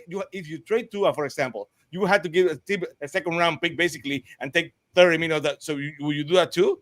Oh, come on, Evan. Just for 1 year, I see him, as an emergency quarterback for a year, rather than give a second round pick and eat $30 million. It's crazy. Yep. It's crazy. I know. Ideally, I agree with Red 100%. If you think that's the idea, okay, move on. That makes sense. Ideally. But ideally, I could fly, and I don't. It is what it is. It's 79 million plus 54, and you have to move away from Tyreek Hill no matter what after this season. No matter what. So if we didn't have Tyreek, we could probably let the Broncos eat it, try to fight another day. But there's no way. 79 plus 56. I don't know. I'm not a great mind, guys, but that's about basically almost $130 million. That's what, a fourth of your cap space? That's crazy. There's no way they're gonna do that. They're gonna have to eat Tua for 1 more year. The problem with that is that you might have to, in my McDaniel with Tua, eat them both. That would be a bigger problem. Hopefully not. But I was thinking, I will try to make an escape plan to start thinking about getting the next quarterback here. Have Tua 1 year, like Alex Smith was for Patrick Mahomes. I said it a million times, and let's see what happens. But ideally, you can move on. But I don't think there's not a chance in hell they can make it work with both, with $132 million by cutting both. They just can't. Good points all around. Evan, you go ahead and follow up on that, brother. So I said last night, even when we were having the disagreement about it, if I had to keep Hill's contract on the books, I would do it. If I have to trade a second round pick to get rid of Tua, I would do it. What was the number one thing? What was the number one word that was spewed about Mike McDaniel and what had to happen on the Dolphins this season? Culture. Culture has to change. As bad as Mike McDaniel is at the podium, as bad as he is, he said in 10 minutes last night 100 times. The guy cannot get his words out. He's at Tua Tagovailoa. Like I keep on giving credit to Sammy. The man does not lie. The man needs to become a liar. The man says, I cannot get the offense going and follow the cadence of what's going on because in my home stadium, the Raven fans were too loud. Okay? This is what the guy says. The guy was wearing a towel, which he treated like a cape, when he had 4 touchdowns against the Falcons. The quarterback continues to put his foot in his mouth. The quarterback is very high maintenance because he makes himself high maintenance. So for me, Tua Tagovailoa is the number 1 person next to go on this team. McDaniel has to go. I think they don't develop otherwise. But next season, if I had a choice, and it's coming up, I said this on Finn Faithful. If I had to choose right now to look at that buffoon or look at the other buffoon, I'll get rid of the QB before I get rid of the coach. Like, honestly, I have no more patience for Tua Tagovailoa. He threw it, but the guy was too afraid to throw a Hail Mary last night because he didn't want to be embarrassed on how bad his arm has become. Then he threw one that Taj Washington again. Yeah, it was Taj Washington again. They couldn't get to the ball. So, an interception. Threw He's it laughing behind at the him. sideline. Did Mike McDaniel go after him? No. The number 1 thing I want to see is what happens when Tua has a poor game against Buffalo. If Tua Tagovailoa continues to perform or continues to be the quarterback for this football team throughout the rest of the season, even if they're losing, people can no longer say this was Chris Grier's quarterback. Mike McDaniel is willing to go down with the ship with his sleepover buddy, who we went trick-or-treating with last night. I saw him. I have a cat. I have someone trolling. I have TMZ trolling them. They went trick-or-treating together. I promise. I saw them both. Who? Tua and McDaniel. They're trick-or-treating together. I know it. Their kids are trick-or-treating together. 100%. They're sleeping over together. They sleep over buddies. They're probably toasting the fact that they got rid of Grier, that they're rid of it. The problem is in 2 weeks from now, these two guys are not only going to be embarrassed in North America, they're going to be embarrassed on a global stage. Okay? A global stage. So, for me, Tua Tagovailoa has to be off this football team because he is the reason why the culture is so bad. Bobby, Greg, I don't know if you saw it on Twitter. Did you see the difference when you have a hype with Tyreek Hill? The kid, everyone's jumping, everyone's screaming. It was the most pathetic motivational speech from your quarterback in that tunnel last night. They go Finn. Like when they won the game in Atlanta, it was Jonas Savaiinaea doing the dance. Like you hear other people, you don't see Tua. Yeah, like, where was Tua with that? The man is so. All 3 have to go. The 3-headed monster. I've been saying they're all connected. The 3 Musketeers: Curly, Larry, and Mo. Like they all have to go. But Tua Tagovailoa cannot be in the quarterback room next year and sitting on the bench like a Kirk Cousins because he's not 36, he's 27. The same way Denver couldn't do it. I don't care what the cap hit is. I don't care. Trade him away then and give away a second-round pick if you have to. The joke I made on Vince Faithful was that you could trade him to Minnesota because Carson now, before the trade deadline, but the problem is that Brian Flores is there. They need a quarterback. Unfortunately, Brian Flores is going to block that one pretty quick. So, but no, find a place for this guy because he can't be on this franchise. I don't care. The rebuild will fail no matter what, as long as Tua and McDaniel are here, but it will be worse if Tua is here over McDaniel. And that's coming from me, the McDaniel hater of all time. Exactly. That's why we shouldn't listen to it. It's coming from you. That's why. It's because you're saying it. That's why you shouldn't listen to it. Because if it this season, if you cut or trade to a pre-June 1st, dead money is 137.6 million with a negative 98.4 million cap loss. If traded post June 1st, it's 92 million dead money, negative 53.2 cap loss. Like it's unrealistic. Let's be realistic here. It is realistic. No, it's not. It's fantasy. Well, it's fantasy. The problem is you want to desloy the cap, like he wants to destroy the team to get rid of Tua and McDaniel and have a bunch of high schoolers or CFL players show up here. For every player. It's a 1-year hit. If you do it after June 1st, then you have 2 years of hit. All right. Do you want to suck for 2 years or do you want to suck really bad for 1 year? Yeah, really bad for 1. And you think realistically the teams need to be bad for just 1 year with or without Tua? The consequences will be worse for years. Come on, like, let's be realistic here. The Dolphins are in a deep, deep hole, no matter what happens. They're in a deep, deep hole because of the players. You got to start drafting the players. They're not getting out of this until 2028. Okay? The question is do you want to be in cap hell 2025 or 26 and 27, or do you just want to be in it in 26? Yeah, but his guaranteed money ends after next year. Tua's. So after that, But how can you have him on the rid bench? How can you have him in that quarterback room? How can a general manager and a head coach? Let's say, for example, send him home and pay him. I don't care they what won't. they do. They won't. They can't. The problem is that also the Why two can't anons are they? because Why then can't you're they? going to have two anons on this team every game. It's going to be such a it's going to be such a infight inside the Dolphin organization because Tua is that polarizing. He is that he's a problem. You're telling me you bring in Agnew and Farley, or you bring in whoever.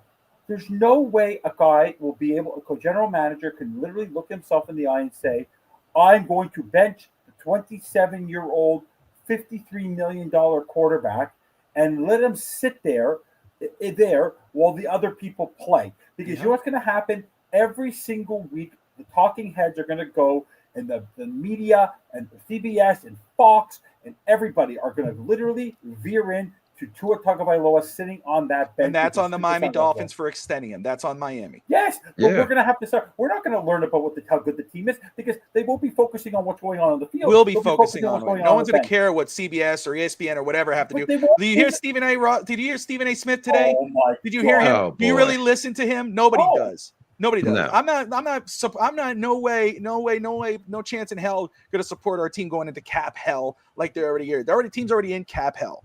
So it's ridiculous. And then we do that. If you go and Daniel's on the money, because it's true. You could trade him, Bobby. You could trade him. The cap hell is not as bad. The cap hell is not bad. If you trade Tua Tagovailoa, you get a rookie quarterback. You go look. You draft a rookie. Wait, you draft the rookie quarterback. Hold on. You draft the rookie quarterback with this offensive line, whatever the hell it is, with no backup. Because who's going to be the backup? Zach Wilson? No, they can go draft it. Go get a veteran. Go get a veteran. We have a veteran. It's Tua. He's the veteran.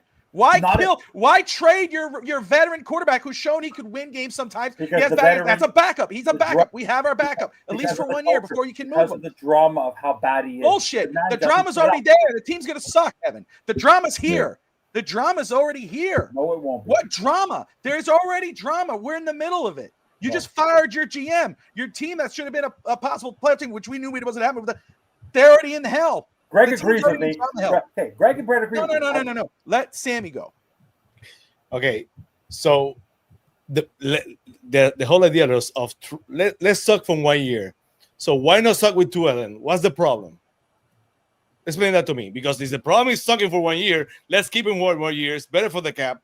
We eat our loss, have him 1 more year. What's the problem with that? I don't get it. Greg, go ahead and respond to that one. All things being equal, there wouldn't be no problem with it. All right. But look, if there's an issue in the locker room and Tua is part of the issue, you can't keep him around. All right. Tua threw his teammates under the bus a couple weeks ago. Send his ass home. All right. Look, you paid him, you're going to have to suffer the consequences. Whether you suffer the consequences with him on the field or off the field next year, it doesn't change the fate of the franchise in 2028 when you're trying to be good again. So my point is I don't continue to play a quarterback that I know is not good enough, regardless. Yeah, we ain't talking about playing him. Send him home and just pay him and move on. And that's fine too, but you don't really save. I mean, that way he's not in the locker room being a fucking cancer. Because somebody need to pull a block Brian Flores anyway and tell him he sucks again for real. Get that confidence back a little. For real. If you want Deshaun Watson him, you can. Yeah. All right. There's nothing that says you can't Deshaun Watson him. All right, and save him for a year. But again, that's Send him to the massage parlor. That's $56 million that's not productive on your roster. Okay. So it's essentially dead money. And he's still on the roster. Still lower than 79. And if Yeah. and if Tua is on Not your if bench you trade and your him. starter gets injured, Tua, you throw him in there. Not if you trade Better him. than Zach Wilson. Not if you trade him. How You're much right. how much is the cap hit if you trade him, Evan? How much is the cap hit? Wingate told me I have it here. No, just look it up. I have it. I have it here. Can you be quiet? I have it here. I actually noted it. And it's not like you're gonna trade him and eat, and the whole team, the other team is gonna pay everything. You had to send the draft pick and pick half the salary or more. So you're gonna take a hit no matter what. And Daniel, it don't matter who the quarterback is next year. We're not gonna be good. Okay. Exactly. Oh, here we go. Be back with Tua. What's the difference? 2025 dead cap and money savings. If you trade Tua under his current contract 2025, dead cap money 13.4, cap savings 25. 25. That's not true. That's not true. That's not true. No, it's not. No, it's not.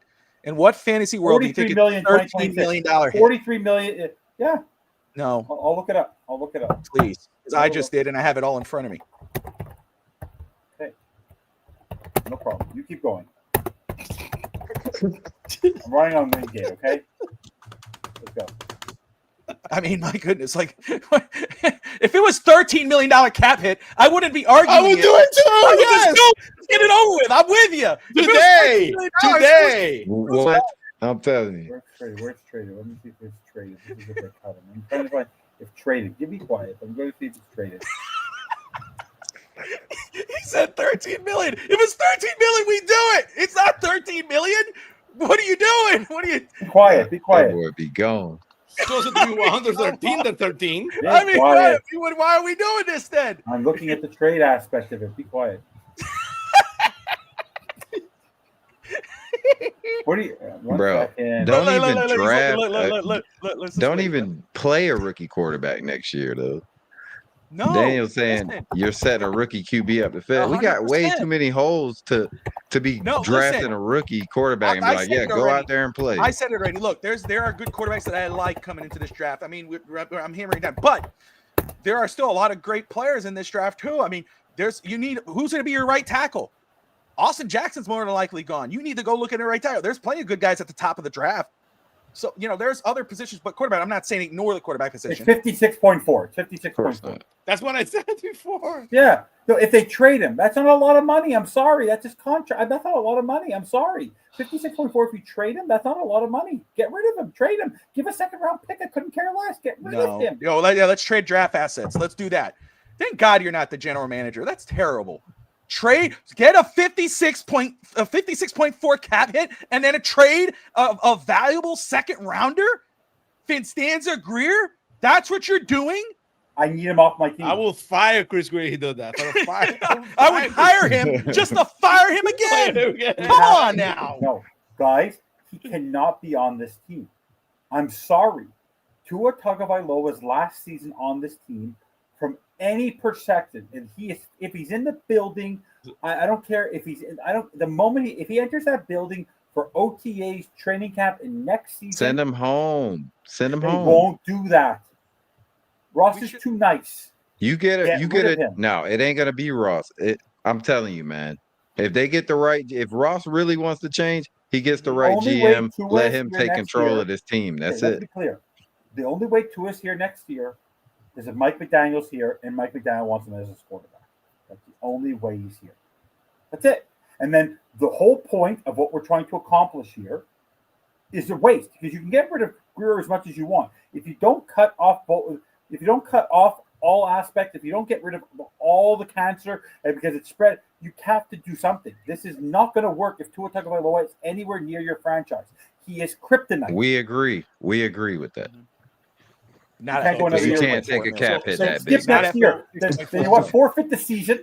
Don't if it was show up. 13 million, I'm with you 1,000%. You're 100% right. Not 30 minutes. Even 56.4, I do it. Of course you would. And thank God you're not the GM. I mean, that's what I'm saying. That's crazy. They did 72. They did 72 with Russell Wilson. You won't do 56.4 if you can trade. We're not the Broncos. We're not the organization of the Broncos. We don't. Who's our head coach? Greg, you 54. If someone's willing to give him, let's say the team is muddled and they just want to try him for a year to see if they can resurrect him to a dome team. You don't trade him and take a $56.4 million cap hit to get rid of him off your roster. So I'm looking at Spot Rack. Yeah. Okay. It says if you release him pre 6/1, you got a dead cap of $99 million you would lose $42.8 million in caps in savings, right? But if you trade him, you have a dead cap of $45.2 million and you save $11.2 in cap. Okay, that's better. Trade him to the Saints. Trade him at every chance you could get, if that's the case. And by the way, I'm kidding about the second round. You can tell me. Oh, now you're kidding. No, I would do a third. Now you're I would do a third. I would do a third. He'll give a first. He'll give a first. That's about to get fired. Now you're kidding. By the way, I want to be clear with you. In hockey, this happens all the time. But it's football. To suffer through to get that person off your books because they are no longer performing well for your team and they are problems on your team. How big is the roster of a hockey team? How big is the roster of a hockey team? 23 players plus 50 players if you include the minors. So in hockey, you have one player that basically takes over 25% of 20% of the cap. No, so you will not do that because you had to release like 5 players to be equal. It's not the same. You have multiple, and they're not making nowhere near what the NFL players making. Your cap in the NFL is $300 million. The cap in the NHL is $80 million, $90 million. Yeah, you're not compensating for. My point is that if I care about this football team, I will. If we are looking at Tua Tagovailoa in that room with that quarterback, because you know what's going to happen? They're going to draft a Lenore Sellers, or they draft a Fernando Mendoza. You're telling me Tua Tagovailoa, unless they send him home. If Adrian is right and they send him home, fine. If he's in there, if they're going to say learn from this guy. You don't want to be learning from him. No. I mean, you get experience from from it. it. At film. You think Tua's gonna? You think they're gonna tie Tua behind his back and tape his mouth shut? No, it's not. Hold on a second. Wait a second. Hold on a second. Hold on. No, I'm sorry. So, Sammy, can follow up. Let me just say this. Let's just be real here. Tua, how old is Tua? How old is 27? 27, 26 years old, right? Look, you don't think that even if, first of all, what's been one of the main critical things we've been talking about Tua in his career? He's never had someone to push him. He's never had someone to push him. So what are we going to do with a rookie quarterback? What are we going to do? Let's say if we did draft a rookie quarterback, we're going to go ahead and say, no, we're going to trade to it because we don't want you. We don't want you in the same locker room with him. We want to make sure that you know your job is safe because we don't want the media and the Dolphin fans want to push from every time you have a bad game. No, bullshit. That's wrong. You know, and that's the other thing. Tua's 26, 27 years old, Evan. Do we really think Tua's going to mess up whatever's left of his career and his reputation by if he's the backup not being the best backup possible? Do you think he's really going to create drama and everything? So any team will go, I'm not taking that kid. He can't stay healthy. He can't play consecutive games. He's up and down on the field. And now he's a cancer to the locker room, which he's not yet. You can't label him that because not yet, but you're saying he could be. Do you really think that Tua is that dumb with everything that he has on his team? Yes. Stop it. Because that's hate. That's vitriol. That's hate. The man said last night, this is the same guy, Bobby. This is the guy's so concussed. He's permacussed. The guy actually had the audacity to say in 2 consecutive weeks, Greg, what in a job you'd be fired for saying this. How does somebody say, I can't see over the lineman and I can't play offense as a quarterback because the crowd is too loud in my home stadium? That was, hey. Come on, Bobby. He is that stupid. He's a good guy. He's just lame as fuck, bro. That's it. Bobby. He's so lame. Bobby, people who are that stupid enough to say that stuff in public are stupid. I'm sorry. Okay, let's talk about stupidity. Give me a second. Okay. Oh shit. Here we go. I don't like the way that started. The biggest freak of this generation is Aaron Rodgers. And not even Aaron Rodgers was as big as a prick to Jordan Love as you claim to is going to be as a quarterback of the Dolphins. Exactly. It's bullshit. Pure bullshit. I never think he's going to be a prick today. No. Give me a chance. Because go. Let's be reasonable here. You're senseless right now. I'm freaking mad. Freaking mad. Oh, no. Aaron Rodgers is the biggest prick of this generation. And you're saying Big Tua a couple of you ago, we had to walk around eggshells not to be too sensitive to Tua because he's gonna hurt his feelings. Now he's gonna be the biggest prick in the history of football by ruining a freaking quarterback. It's stupid. That's not what I said. That's not what I said. Oh my God! He's gonna ruin the quarterback. Stop it. That's not what I said. You're senseless right now. Come on. That's not what I said. Jesus. I said that Tua Come on, that's what you said. Tagovailoa, culturally for this team as a reset, him sitting there is a. It makes me Come vomit. on, you don't know what you're talking about anymore. You just said no. You're just making up stuff. Stop No, it. no, I'm not. The The man is a culture killer. The man last night showed This is my last chief night. now. I'm the captain now. By the way, my children are watching and listen to everything they say. They don't like you anymore. Sorry, guys. I love your kids. You're beautiful kids. But Kids, I had about it's always- 15 I'm reasons kidding. before I I'm did. maybe No, you're by the way, the reason why I'm okay. What's the Guys, score of the World Series? 3-1. The 3-1. It's I'm terrified. What inning? What inning is it? Top of 8. Top of 8. And they got the bases loaded with 2 outs. I'm really annoyed. They might blow Okay, this boy. with the Jays. By the way, no. So for me right now, like think about this. How much do you think I really don't like Tua now at the point where I'm willing to get rid of him before I get rid of Mike McDaniel? No, that's for sure. That I get that. Okay, You're this delusional right guy, now because you the don't like it guy that who's much been that you're ripping him since delusional right now. 2022, because the man literally does. By the way, I'll make you a deal. I will agree with you. That Tua Tagovailoa can stay on this football team next year and not be traded if Mike McDaniel benches him when they get curb stomped by Buffalo. When they get curb stomped by Buffalo, if Mike McDaniel actually gives a shit about this football team and wants a chance to actually see what he can do and prove that he can maybe redevelop a new quarterback, which Bobby and Brett have been saying, give Mike McDaniel a chance. I don't care. Play Zach Wilson. Play Quinn Ewers. I would not continue to play Mike. I would not continue to play Tua. They might go to the phantom injury. Tua is hurting, his feelings or whatever, and they bench him. But Mike McDaniel is not gonna say I'm gonna bench you just because. Let's get Greg in here. I know Greg's been quiet. I know Greg's been enjoying himself, but I'd love to get his point too as well. He giggled. I'll say this. I agree with Sammy. Okay, Sammy. Aaron Rodgers, biggest prick probably in football for the last decade. He's also a Hall of Fame player, and that carries something. Tua is not. All right. Hall of Fame players can kind of be pricks. All right. Hall of Fame coaches can kind of be pricks. Average to bad quarterbacks can't. Okay. He's but a they good can guy, still be though. a cancer.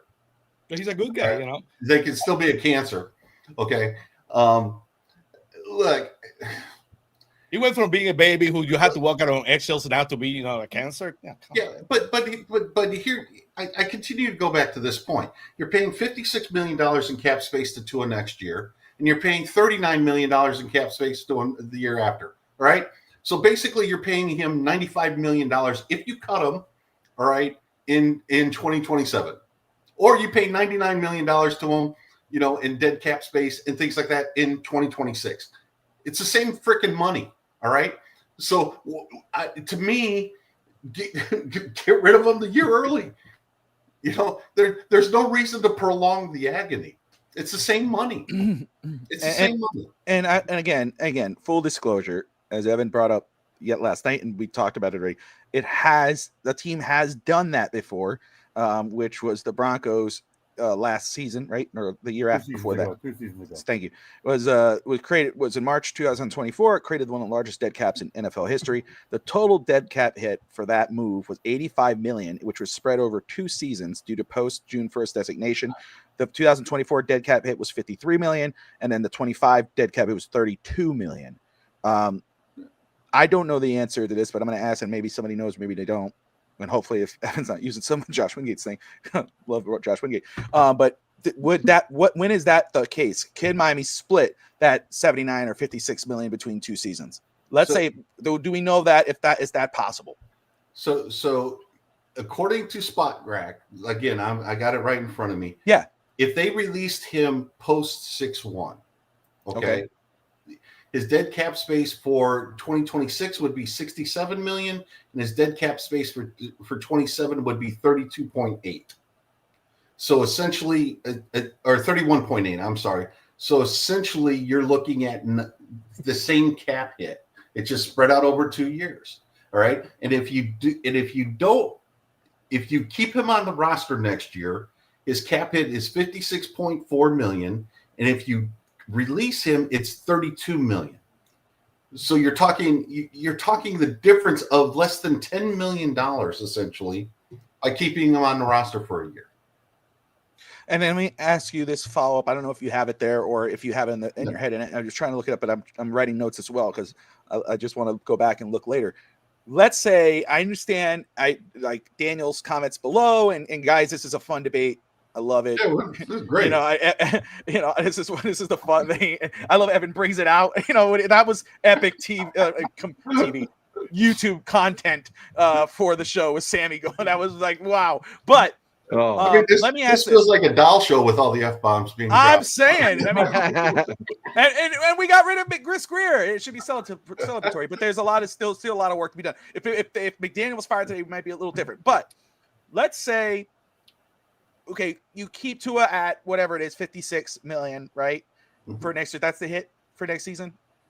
Yeah, his cap hit is $56.4 million next year. 67 if you got rid of him, right? 67 if you got rid of him, so you would have a negative 11.4 million cap hit.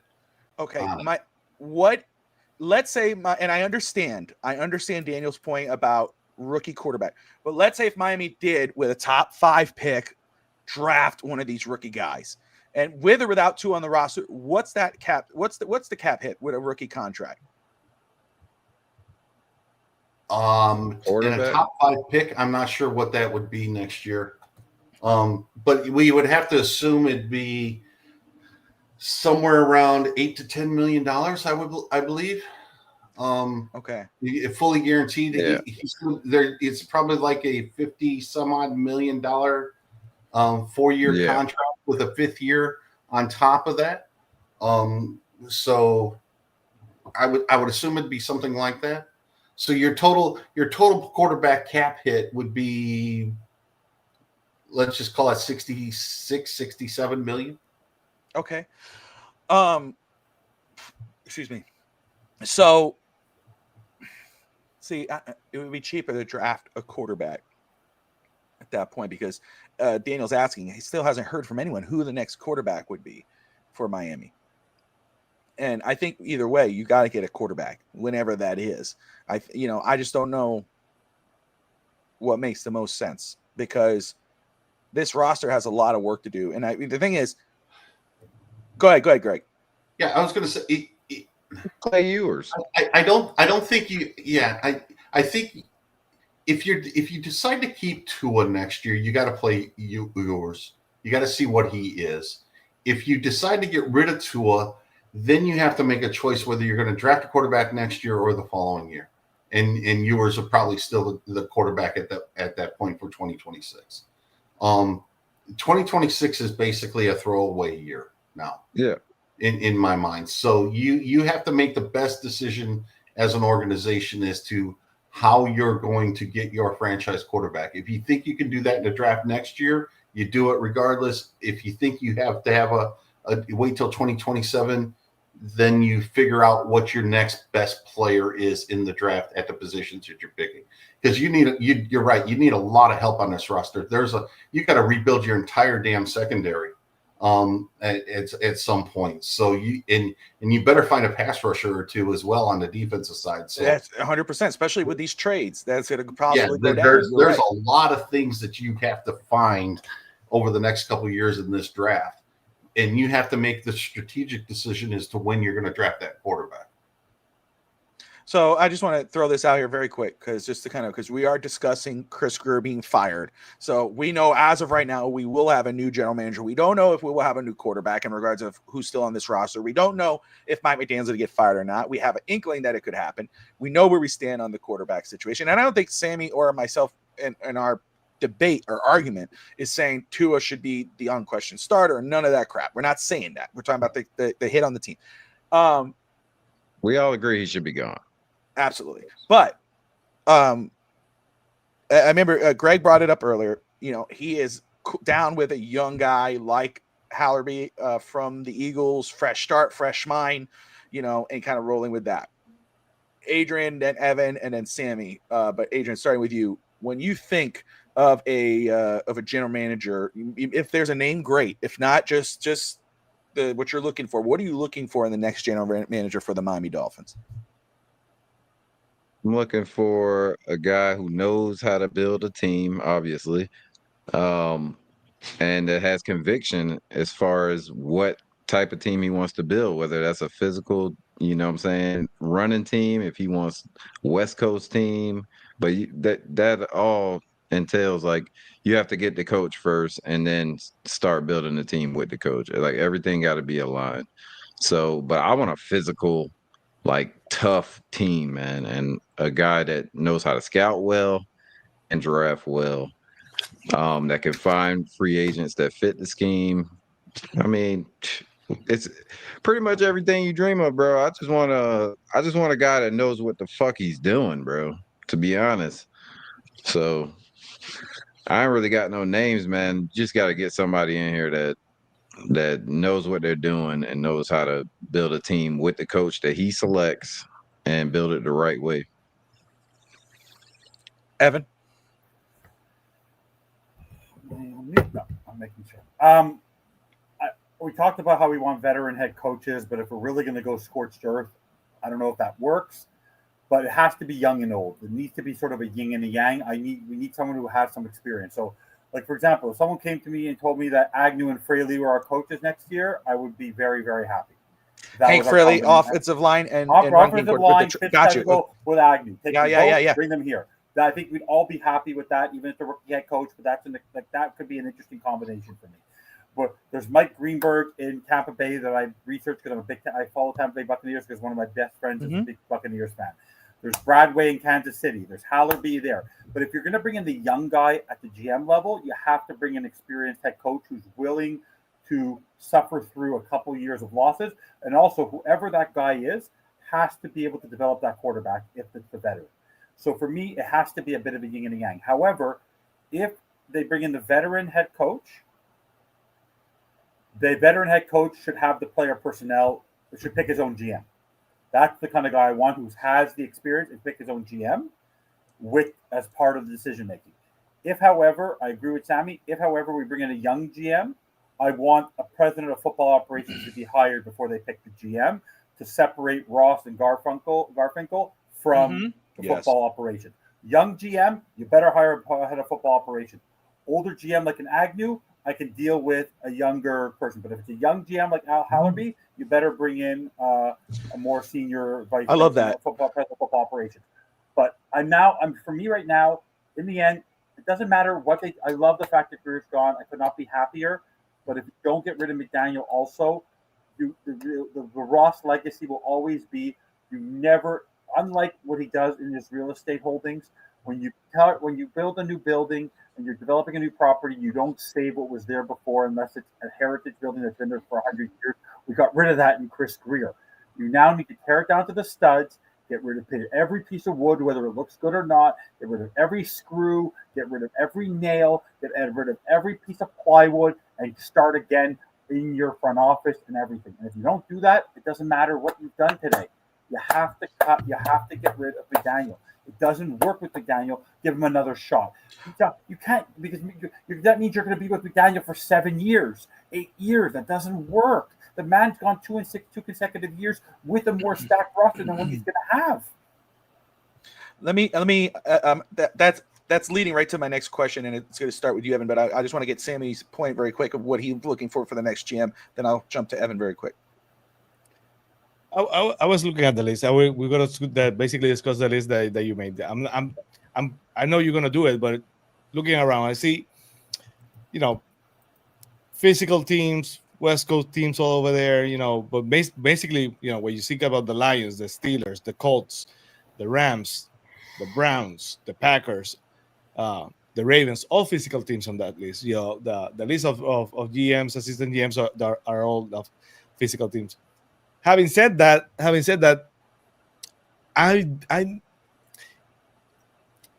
I want an experienced guy. Just because of the fact it's the same formula as Mike McDaniel. We're going to go with an experienced guy just because he comes from a great franchise. That doesn't mean he's going to be great.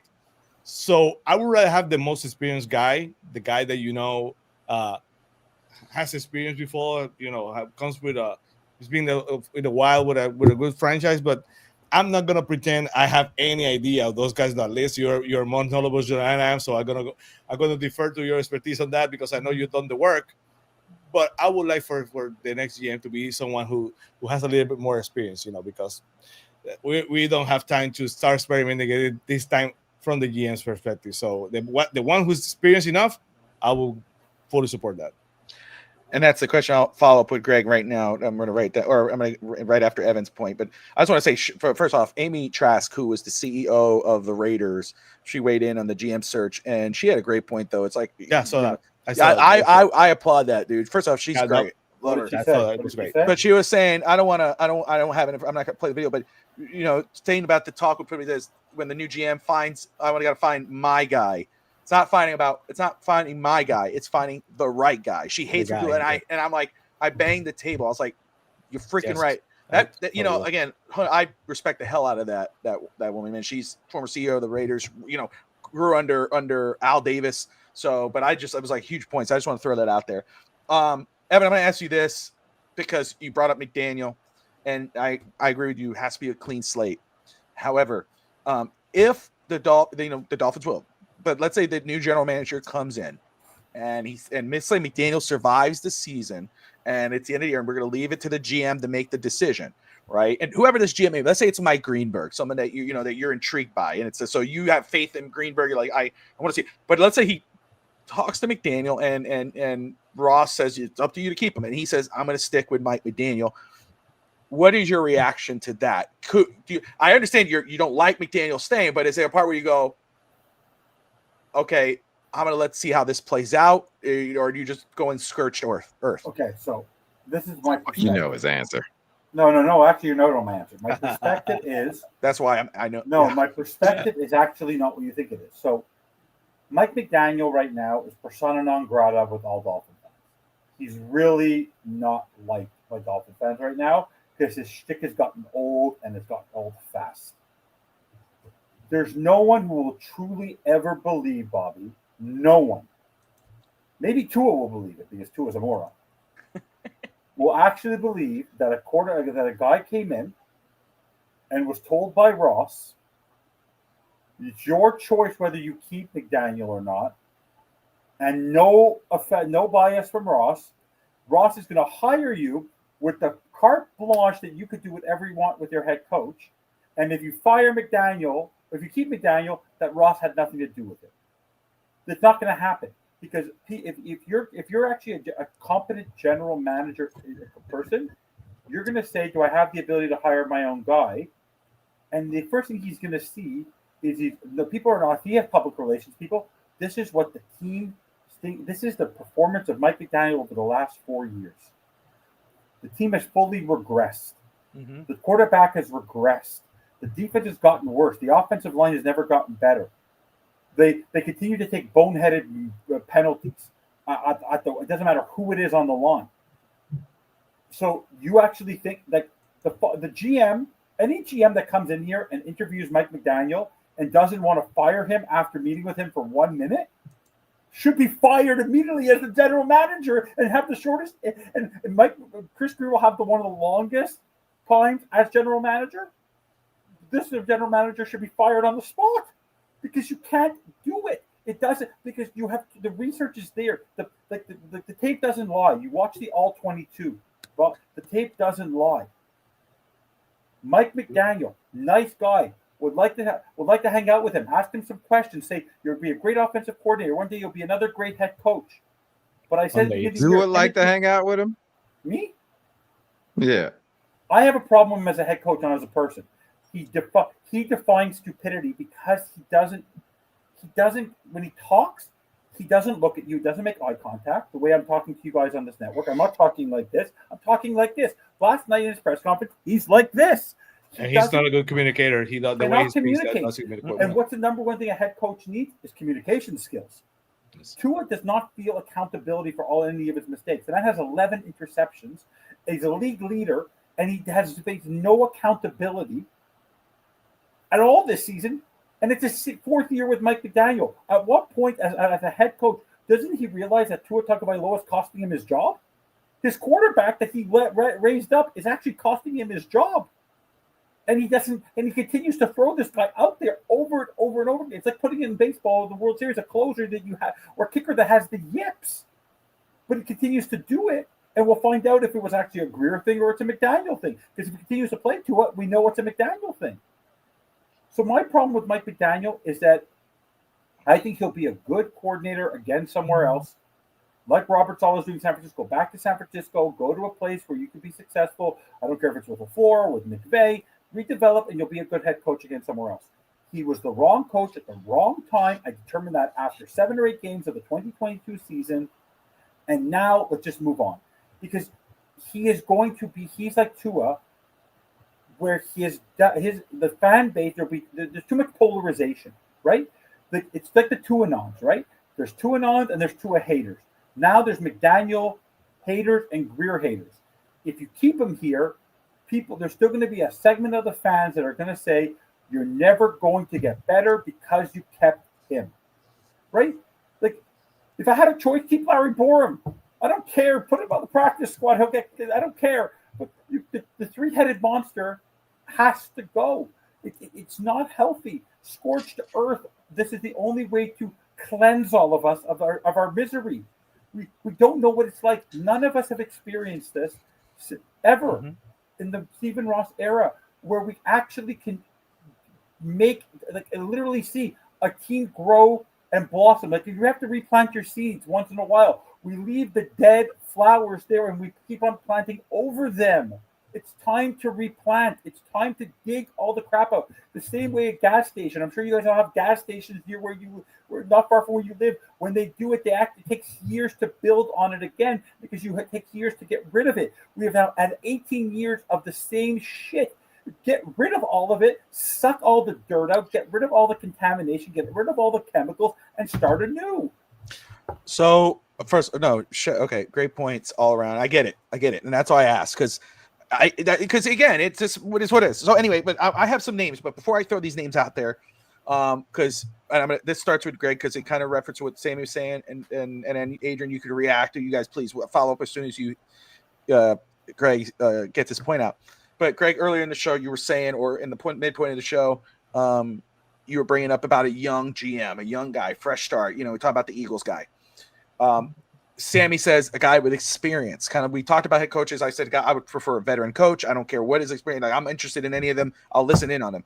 But Sammy brings up a experienced general manager. And there are some names out there. Of course, John Robinson used to run the Titans. You saw what he did there with Vrabel, etc. The guy, the Falcons GM, Thomas Dimitroff. I think that's how you said it, but probably butchered that. Dimitroff. He was good for a while. He was. And then there's the guy. I have him on that list. He's on the, I believe he's on the Eagles. Oh no, he's in the Ravens right now, I believe. But George Kokonis, who was the GM of the Browns, a former GM of the Browns. Greg, is any of those names, or is there a veteran GM that you'd be okay with? I know you said young GM, but is there a veteran GM where you're like, you know what, I wouldn't be against that? I would be against those three, but if there's a GM with a successful track record of drafting and developing a quarterback, then yeah, I would be fine with that. But you know what? Those GMs aren't usually on the market because they stay with the teams that they did this with, right? I'm going to go back to something Evan said, a little bit ago, right? In my opinion, the worst thing that Miami could do would be scorched earth and then making like 3 or 4 different hires to say, I need a president of football operations, I need a GM, I need a new head coach, and things like that, and basically have this muddled situation that we currently are in, where you don't know who the decision maker is. You need a definitive decision maker to be your main hire, and that drives everything else. We need to know that the buck stops with that person. Okay. Okay. And if you hire a president of football operations and then a young GM and then another coach or something like that, and it's all muddled and you have no idea who's making the decisions, you're going to be in the exact same boat that you're in now. It doesn't work. All right. You disagree with Evan on that point. I disagree with Evan on that point. Okay. If it's a head coach that picks the GM and the head coach is the one that's making all the final decisions, fine. Yeah. If it's an Andy Reid, fine. If it's a GM that's making all the personnel decisions and I'm hiring the head coach, fine. Okay. But I don't want this shared responsibility BS anymore. All right.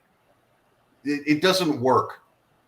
And if you don't find that particular person, and like I said, I don't care if it's the head coach or the GM, all right, then we're going to be in the same place we are now.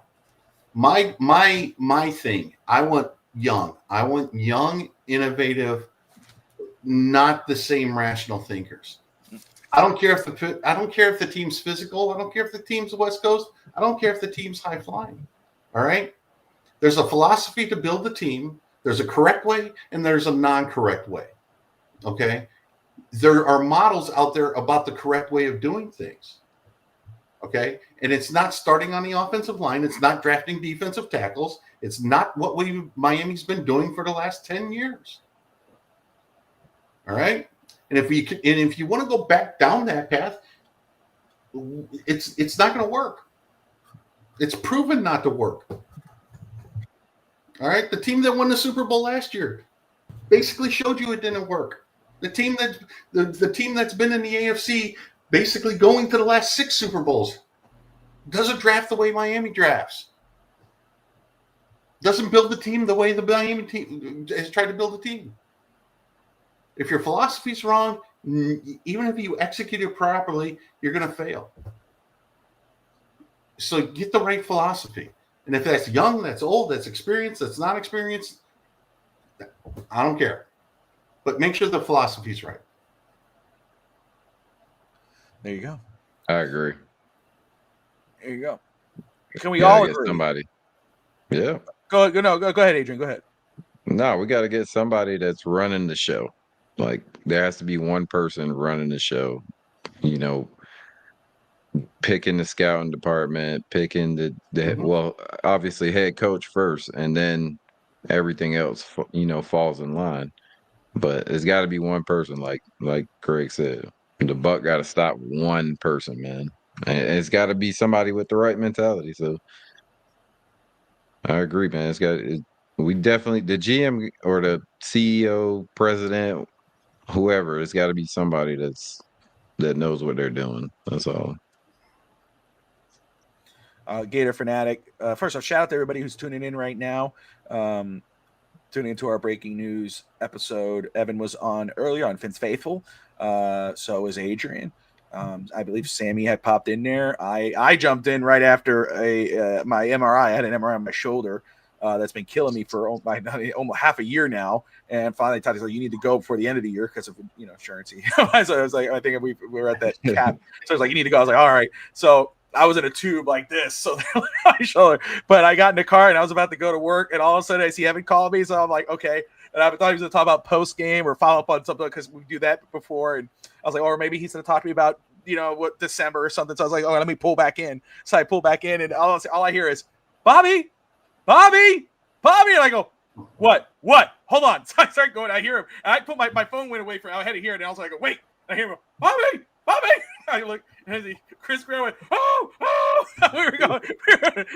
It was Christmas morning, And I'm like, and so I was live at right at that point. I just jumped on. Evan couldn't because he was on a call. But I'll just say this: what the hell is Sammy saying? Was Sammy talking? Is he muted? No, he wasn't talking. He wasn't saying nothing. But we'll never know because he's always muted, But anyway, I will say I think we can all agree. We obviously because what Evan is right. We don't know. It's not a clean slate. They haven't fired McDaniel. Mm-hmm. If they would have fired them both today, this would be a different conversation. It's still that mystery now, like what's going to happen next.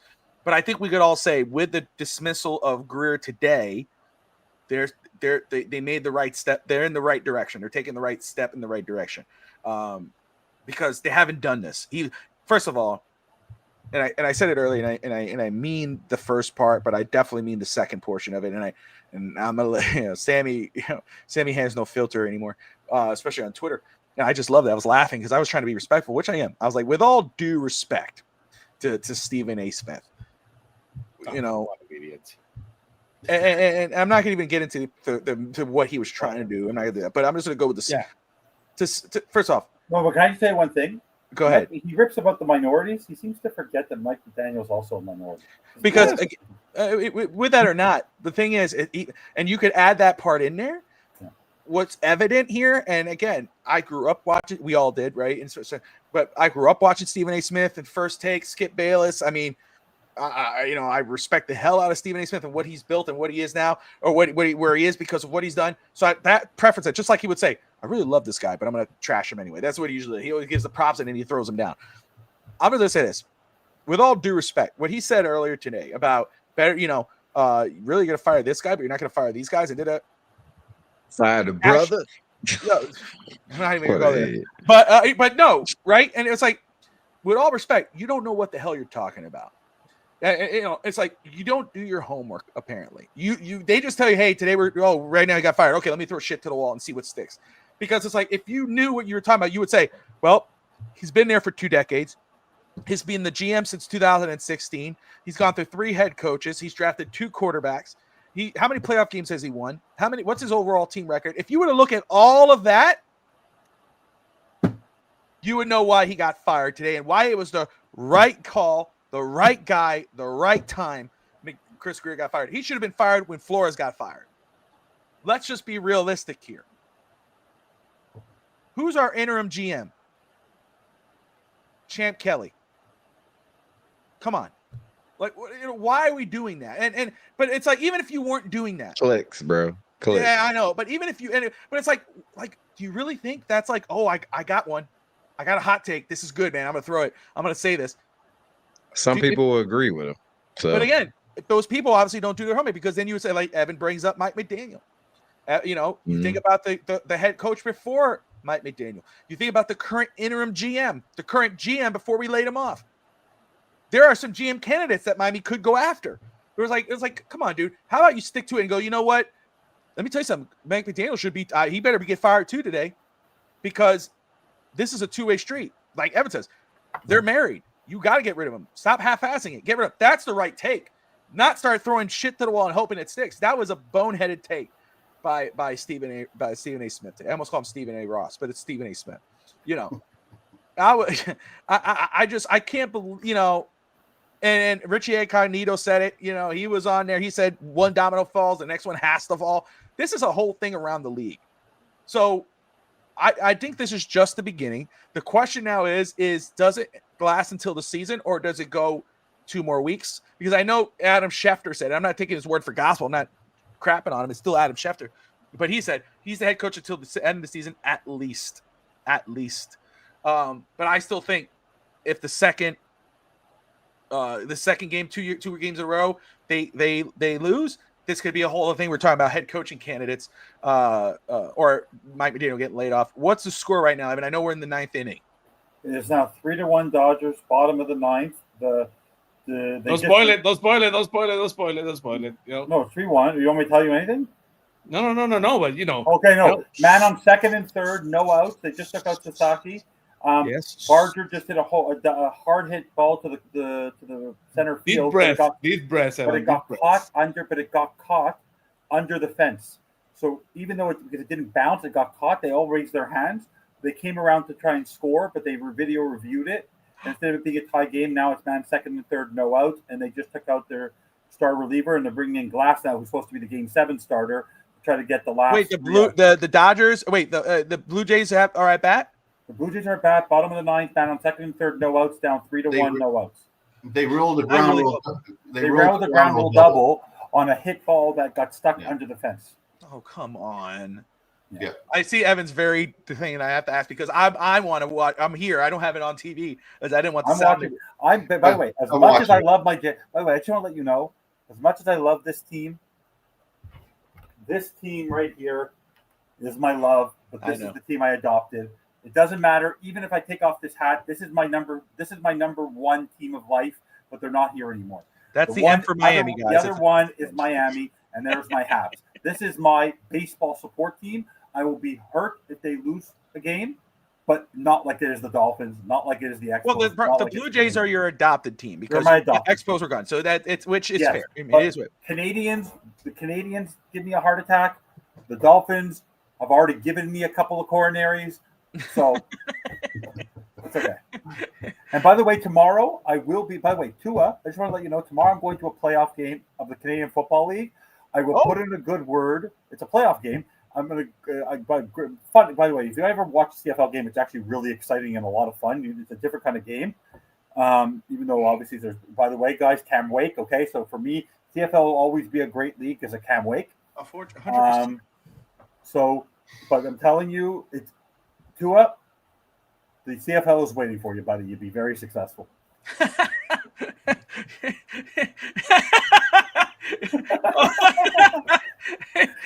We got a whole show right there, man. Hey, you know what, Evan? You know who would have thought that I'd have a tag team partner? It was a handicap, and I didn't know Sammy would go. I was like, dang, I never saw it. You got Sammy to get like fired up. You know, I'm surprised he didn't break off into Spanish and just go off in Spanish. That would have been epic. That would have been better. Always remember, yeah, but see, how many people on the network, Sammy, have visited you? Oh, you're such a pain. Well, Bobby has been there. Greg No, who has actually been there. made a purpose to get in touch with you. Adrian has meet been you for the there. first time and spend time Listen, with you. hey, let me be real with you for a second. More than likely, I'll be in Puerto Rico a couple times. Well, more than a couple times. I don't mean No, the way you pronounce Puerto Rico, leche, chocolate leche, vanilla leche, will never let banana you into the leche. country. I want it They'll not all. let you in. Goggle, guzzle, all over. I don't give a damn. I'll say whatever the hell I want. Be proud, Bobby. Be proud. I'm a proud leche drinker. El lechero. El lechero. No, I'm not going to say this, man. I don't know. I mean, that's what's so different. But let me just say, more than likely, I'll probably see Sammy a lot when we visit Puerto Rico. And I want to tell Sammy, either when I'm coming in or coming out into Puerto Rico, where are you? We'll go there. But anyway, all said. But that was fun. Damn Jays, what happened? They just had the eighth batter swung at the first pitch, popped up very quickly. The next batter just hit a line drive that almost looked like it was going to fall. Kike Hernandez made the catch. The guy who was leading off second didn't get back early enough. Double play, game over. Won a game 7. He sounds so sad. No, that sucks. But hey, there will be a game 7. It's going to be epic. I think everybody's going to be watching it. This was their chance. It's over? Do you think it's over? There's going to be so much pressure tomorrow. I think there should be a live show. I think you guys should do a live show. I'd love to see Watch how it. that'll be. I think I won't be in the mindset. I'll really be. I don't know how. But you gotta bring game watching Finstanza. You gotta bring in the game because if you want to really watch Finstanza or get to experience a real good game, go watch it with Finstanza. Because if they're down by 1, if that's a baseball, if they're down by 7 or 14 in the first quarter, it's over. Fire them all. Get rid of them. Bobby, let's go. Evan, we're not leaving right now. Just wait. That I can imagine some great content. Whoa, most of it's not over. There you go. Russ Morgan, host of On Deck. But Monday, we got some baseball content coming in. Right, Finstanza? Yep. We'll be doing it. I can't keep track. What day is it now? Friday? Yeah, Monday we'll be doing it. We'll be doing a documentary. Myself, Alex, Russ, and then a special guest because I don't want to put it out until you put it out on Twitter. We'll talk about that to discuss my beloved Montreal Expos and why they were killed because there was a great documentary on them. Even though it was authorized by the MLB, at least it exposed a little bit of who might be to blame for this. So, and yes, it was probably Sammy and the Braves, but that's okay. Anyways, I don't know if he's even paying attention. But no, it was a great opportunity just to discuss what happened because it's important content. So I think it's important to see what happened. Go ahead, tell. I thought the documentary. Hi guys. You Where saw you the dress documentary? It's Halloween. He was a werewolf for Halloween. Werewolf? Okay. See right here. He was barking at people in the street. Yeah. Yes. I go, that's Full dog. character. Yeah, oh, dude, he was straight up. Love wolves are dogs. He needs to go to animal class, guys. Okay, don't be disrespectful. He's so freaking rude, dude. Like he bullies me. What's your reaction to Chris Grier getting fired? Tell. What was your reaction when I told you on the phone? What did you say? Do you remember? No. Evan would be proud of you if you remember. He's gonna be proud of you anyway because I'm gonna say what you said. Like, well, in my mind, I was saying like, finally someone gets fired for the life. Yeah. But what was his initial reaction was when I said, Tristan, this morning, the Dolphins fired general manager Chris Grier. And then I said this: why did they not fire Mike McDaniel? Why did they fire Mike McDaniel? Chat. Yeah. There's a chat. I see it. Yeah. Chat. Say W, Tristan, if you think Mike McDaniel should be fired. And say L, Tristan, if you think Mike McDaniel should not be retired. Yeah, I think they all want him fired, honey. I think they all want him fired. Yeah. Trust me. There you go. Bring back Gaze hire. No. But anyway, all right, go ahead over there, and then I'll go get you. No, after the show, I need my phone. Anyway, this kid, man, jeez. Anyway, there you go. Happy Halloween, everyone. I hope everyone had a good time. I did. The family did. We all went. I had 15 Reese's already. I hope I still have Reese's left. This kid's, Tristan was so funny. Tristan asked for an extra Reese, and he gave it to me, and I put it in my daughter's bag, my youngest, and he goes, "No, that was for you." I'm like, "Oh, sorry." So he's already trying to hook me. He likes Reese's. I love Reese's. Yeah. What? I love Reese's with a big glass of leche. Yes. Oh yeah. Yes. Sammy, don't do it. Drink it in, man. Guzzle, brother.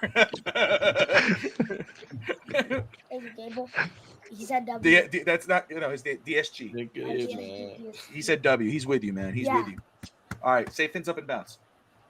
Fins up. All right, brother. WDSG. WDSG. All right, baby, go. In the chat. All right, go. Gosh. Anyway,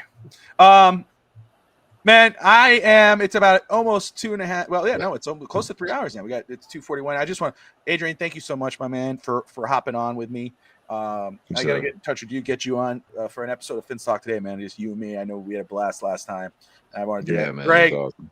You know how much I appreciate you. I love your takes, man. It's always fun talking to you because you open my mind up, just like Evan. Evan, I'll push back just for fun, because we just have a blast, but we really do disagree with each other on that stuff. But you, like Evan, but you open up so many things in my head to think about. So it's always great listening to you and having you on. And I'm really looking forward for overtime to get back into that schedule because you just bring out the best. And I love having you on these shows, my brother. I appreciate it. Thanks for having me, man. Always, my man. Sammy, are you off the ledge now? Do you feel a little better? Captain Sammy. We still fired up Sammy. I don't know if that's ever happened before. I have to go back and watch all the Finn's TV shows. I got to go back. I've never seen Fired Up Sammy. Did Finn Stanza bring out Fired Up Sammy? Post game Colts. Oh, okay. Oh, okay. Yeah. Here you go. But Sammy, as always, thank you so much. I know how busy you are, and everything else. I thank you for taking the time to come out here after your happy Halloween. And Evan, I can't thank you enough. You say yeah in the text, but I mean it. How much I appreciate you. That Evan, I tell Evan knew I went live. I told I said, well, maybe you could go, but instead of he could he could easily say no, but I'm gonna wait for you to do it. I said, don't. I'd rather you go live. He's like, okay, I got you. Don't worry. I set it all up. He took care of it. So I always appreciate Evan, and he knows that. And Adrian. And by the way, me and Greg have a bone to pick. I paid him a lot of money. The way because us Jews, we like to pay people off in order to do certain things. And I told him he has to defend me at every hill, and he disagreed with me for the first time. Yeah, that's right. You couldn't win. Jewish people bribe. Don't you know that, Greg? Tomorrow. Well, first.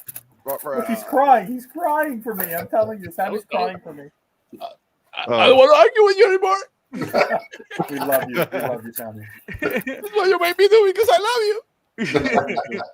And I'm going to say this before I get into what happens with FTSN tomorrow. It's Saturday. I want to get into Adrian. Adrian, you got anything going on tomorrow on the Rainy Day podcast? Yes, I got 2 Raw for SmackDown, 1 p.m. And you're going to preview Saturday main event? Yeah, we're doing the build up for it, like what happened this week, and then also the preview for the show. And I'll probably be doing a post show There you go. after Saturday night main event. So if you guys love professional wrestling like we do, You do that with Sean? Do you do that with Sean? Who's your co-host? No, I got Tony from Talking Game podcast. Yeah, but I don't like what they did. By the way, I don't like, what they did on SmackDown tonight with the stupid stipulations. I got to go back and watch. I got to go back. Yeah, I know you're talking about Cody Rhodes. Oh, no, basically, if he DQs or gets counted out, he loses the title. Because he did that last time with Drew McIntyre. Yeah. Good. But it's like a bad guy thing. So they're kind of teasing about Jacob Fatu. But Adrian, again, if you guys love wrestling and great content, go check out Rainy Day Podcast, Dolphins, Panthers, Heat, everything. Rainy Day Pod with Adrian, man. Great guest too. Had Will Monzo on with him the other night. That was really cool. Go ahead, Evan. By the way, what was that gorgeous title you had in the right corner, Sammy, today? You had like this beautiful title in the corner. That's the Andre 87, but in white. 1 second. I guess you should have seen that. I don't know if you've ever seen it. Yeah, for those who doesn't know, when Hulk Hogan, his office has a WWE title. WWF wing title in his office in Puerto Rico. Old school title? No, it's when Hogan faced Andre at WrestleMania 3, the belt was not supposed that Hogan had the Hogan 80, I think with Hogan 84. The belt was so big that Andre could not wear it, so they made a made up belt in case Andre won the title. That they never used that because of course Hogan won the match. So that's the Andre 87, but I liked it in white, so I changed it to white. That's why it's white. Ooh, okay. Well, I'll have to check that out. I'll have to look at it. A lot of good stuff, bro. I love that. No, I do, and I love the old school stuff. My favorite belt, and first of all, I love the big gold WCW. That's my favorite belt. Adrian has my connection. I have a pretty nice collection. Yeah, this one right here, brother. That's look at that, man. I have the big gold. I have the big one. But let me tell you, you know what a belt I want that I've never got, but I love it. But it's really old. Is the NWA belt. The NWA belt is my favorite. One of my favorite. The WCW United States belt. Love that. Oh yeah. Oh, woo woo woo. Internet champion. Internet champion, brother. You know. Oh, Zack Ryder. Zack Ryder, man. Chelsea Green resigned. Yeah, she did. She should. She's a Canadian girl. I don't know if you realize she's a Canadian. Yeah, she is. She is Canadian. She's Canadian. You didn't know that. She's from BC. She's from Vancouver. Of course. Adrian Evan, like my father-in-law knows if you're Puerto Rican and you're an athlete, or you need to know my father-in-law knows it because he's a fan of every. He'll go. He watches boxing matches. I'm like, who's fighting? He goes, oh, it's this Puerto Rican, and it's like everything and anything. He watches everything. Trust me. So Evan's like that. If you're Canadian, he knows it. Freddie Freeman's Canadian. There you go, Freddie Freeman. With FTSN tomorrow. I know he's a traitor, right? He is a traitor. He should still be a Brave. As much as I don't love the Braves, he should still be a Brave. Tomorrow, there will be No Holds Barred Wrestling at 2 p.m. Eastern Time with me and Josh Kimmel. We'll go and we're doing our Saturday night main event preview. Please tell him to shave. Stop it. He'll do it. We're going to do our No Holds Barred. Saturday night live main event. Saturday night main event. Saturday night. Evan's messing me up. Saturday night main event preview. And then later that evening, I will be on again with Alex the Boy for East 10th Street Boy. So, and then of course Sunday. Let's go. So we'll have a lot of fun tomorrow, and of course on the Rainy Day Pod as well. Guys, I want to thank everyone who's tuned in. We had a lot of people watching. We had a fun. Everybody said epic show. All had a blast. Appreciate you all. Thank you so much. I would get through everybody, but I know there's a lot of names. But we thank you. Evan, any final thoughts? It was a beautiful Halloween because they finally did something, and they got rid of that rotten piece of corn that's been stuck in our teeth for 26 years. But there's still that halitosis feeling in my mouth that every time I hear the ums need to stop. The stupidity of I can't see, I can't hear. What's he gonna do now? He can't smell, he can't talk. Like what? Maybe the man needs to stop talking. Literally, muzzle his mouth shut. If Tua muzzles his mouth shut, it will all be a greater day for all of us. I'm telling you. But it was a beautiful day to be with all of you. To spend time with Adrian, Greg. I'll forgive you tomorrow. Sammy, you're a beautiful man. Bobby, you're wonderful. Everyone who's watching, Greg. The Jays lost, but you wonder what? I feel bad, but it's like it doesn't. I'm not as bad. Like I want them to win. I'm frustrated. But You're sad. you want to know what? It's a game 7. The fact that Grier was fired sort of makes that burn feeling. You know when you have like a really bad cut and you have to pour and you walk into like salt water and it burns, but then it cures it. The Jays losing was cured by Chris Grier. So that really is it. Have a good night. There you go. There you go. Sammy, final thoughts? Well, at least Halloween in the history of the Dolphins is going to be remembered for 2 things: for the day that Cam Wake walk off sack to make a safety, and Chris Grier getting fired. So, hopefully the best is yet to come. We'll have to wait and see. Greg? No, it was a good day. It was a good day, and I got to see pictures of my grandkids on their costumes and Halloween and stuff like that. So it was my youngest grandkid turned 3 months old today. So God bless. He has the best names. Archie is just awesome. So and I got to spend a couple weeks with him while he was down here. But no, it was a great day. It was a good day for the Dolphins. It's not a complete thing though. It needs to go further. But it's a start, and it's a start that I didn't think would happen. So, yes, it was a good day. Perfect. And I want to say, Evan, Sammy, Adrian, Bobby, I love talking to you guys. Anytime you need something, man, I'm here for you. But tonight was a hell of a lot of fun. I enjoyed that. That's the idea. That's the point of this. That's the point of it. It's the best. I've thought about this. You have to be entertainment. Imagine if we all agree that yes. Yeah, come on. 100%. But I'm telling you, after the show, Bobby and Sammy are going to be talking, going, "That's fucking insane." He's so good. But by the way, it's not even on purpose. That's why I am Finstanza, because I get right at you. It's a good time, man. It's a good time. You're more George Costanza than George Costanza, I believe you. Yeah. My mom found a George Costanza shirt at the thrift store. I was really upset because she didn't get it. I was like, I would wear that live on a show, or I would send it to Evan. But I don't know. I want to pay tariffs and all that. But anyway, Adrian, any final thoughts? By the way, I have a FedEx account. If you ever find something, send it. Okay, brother. Yeah.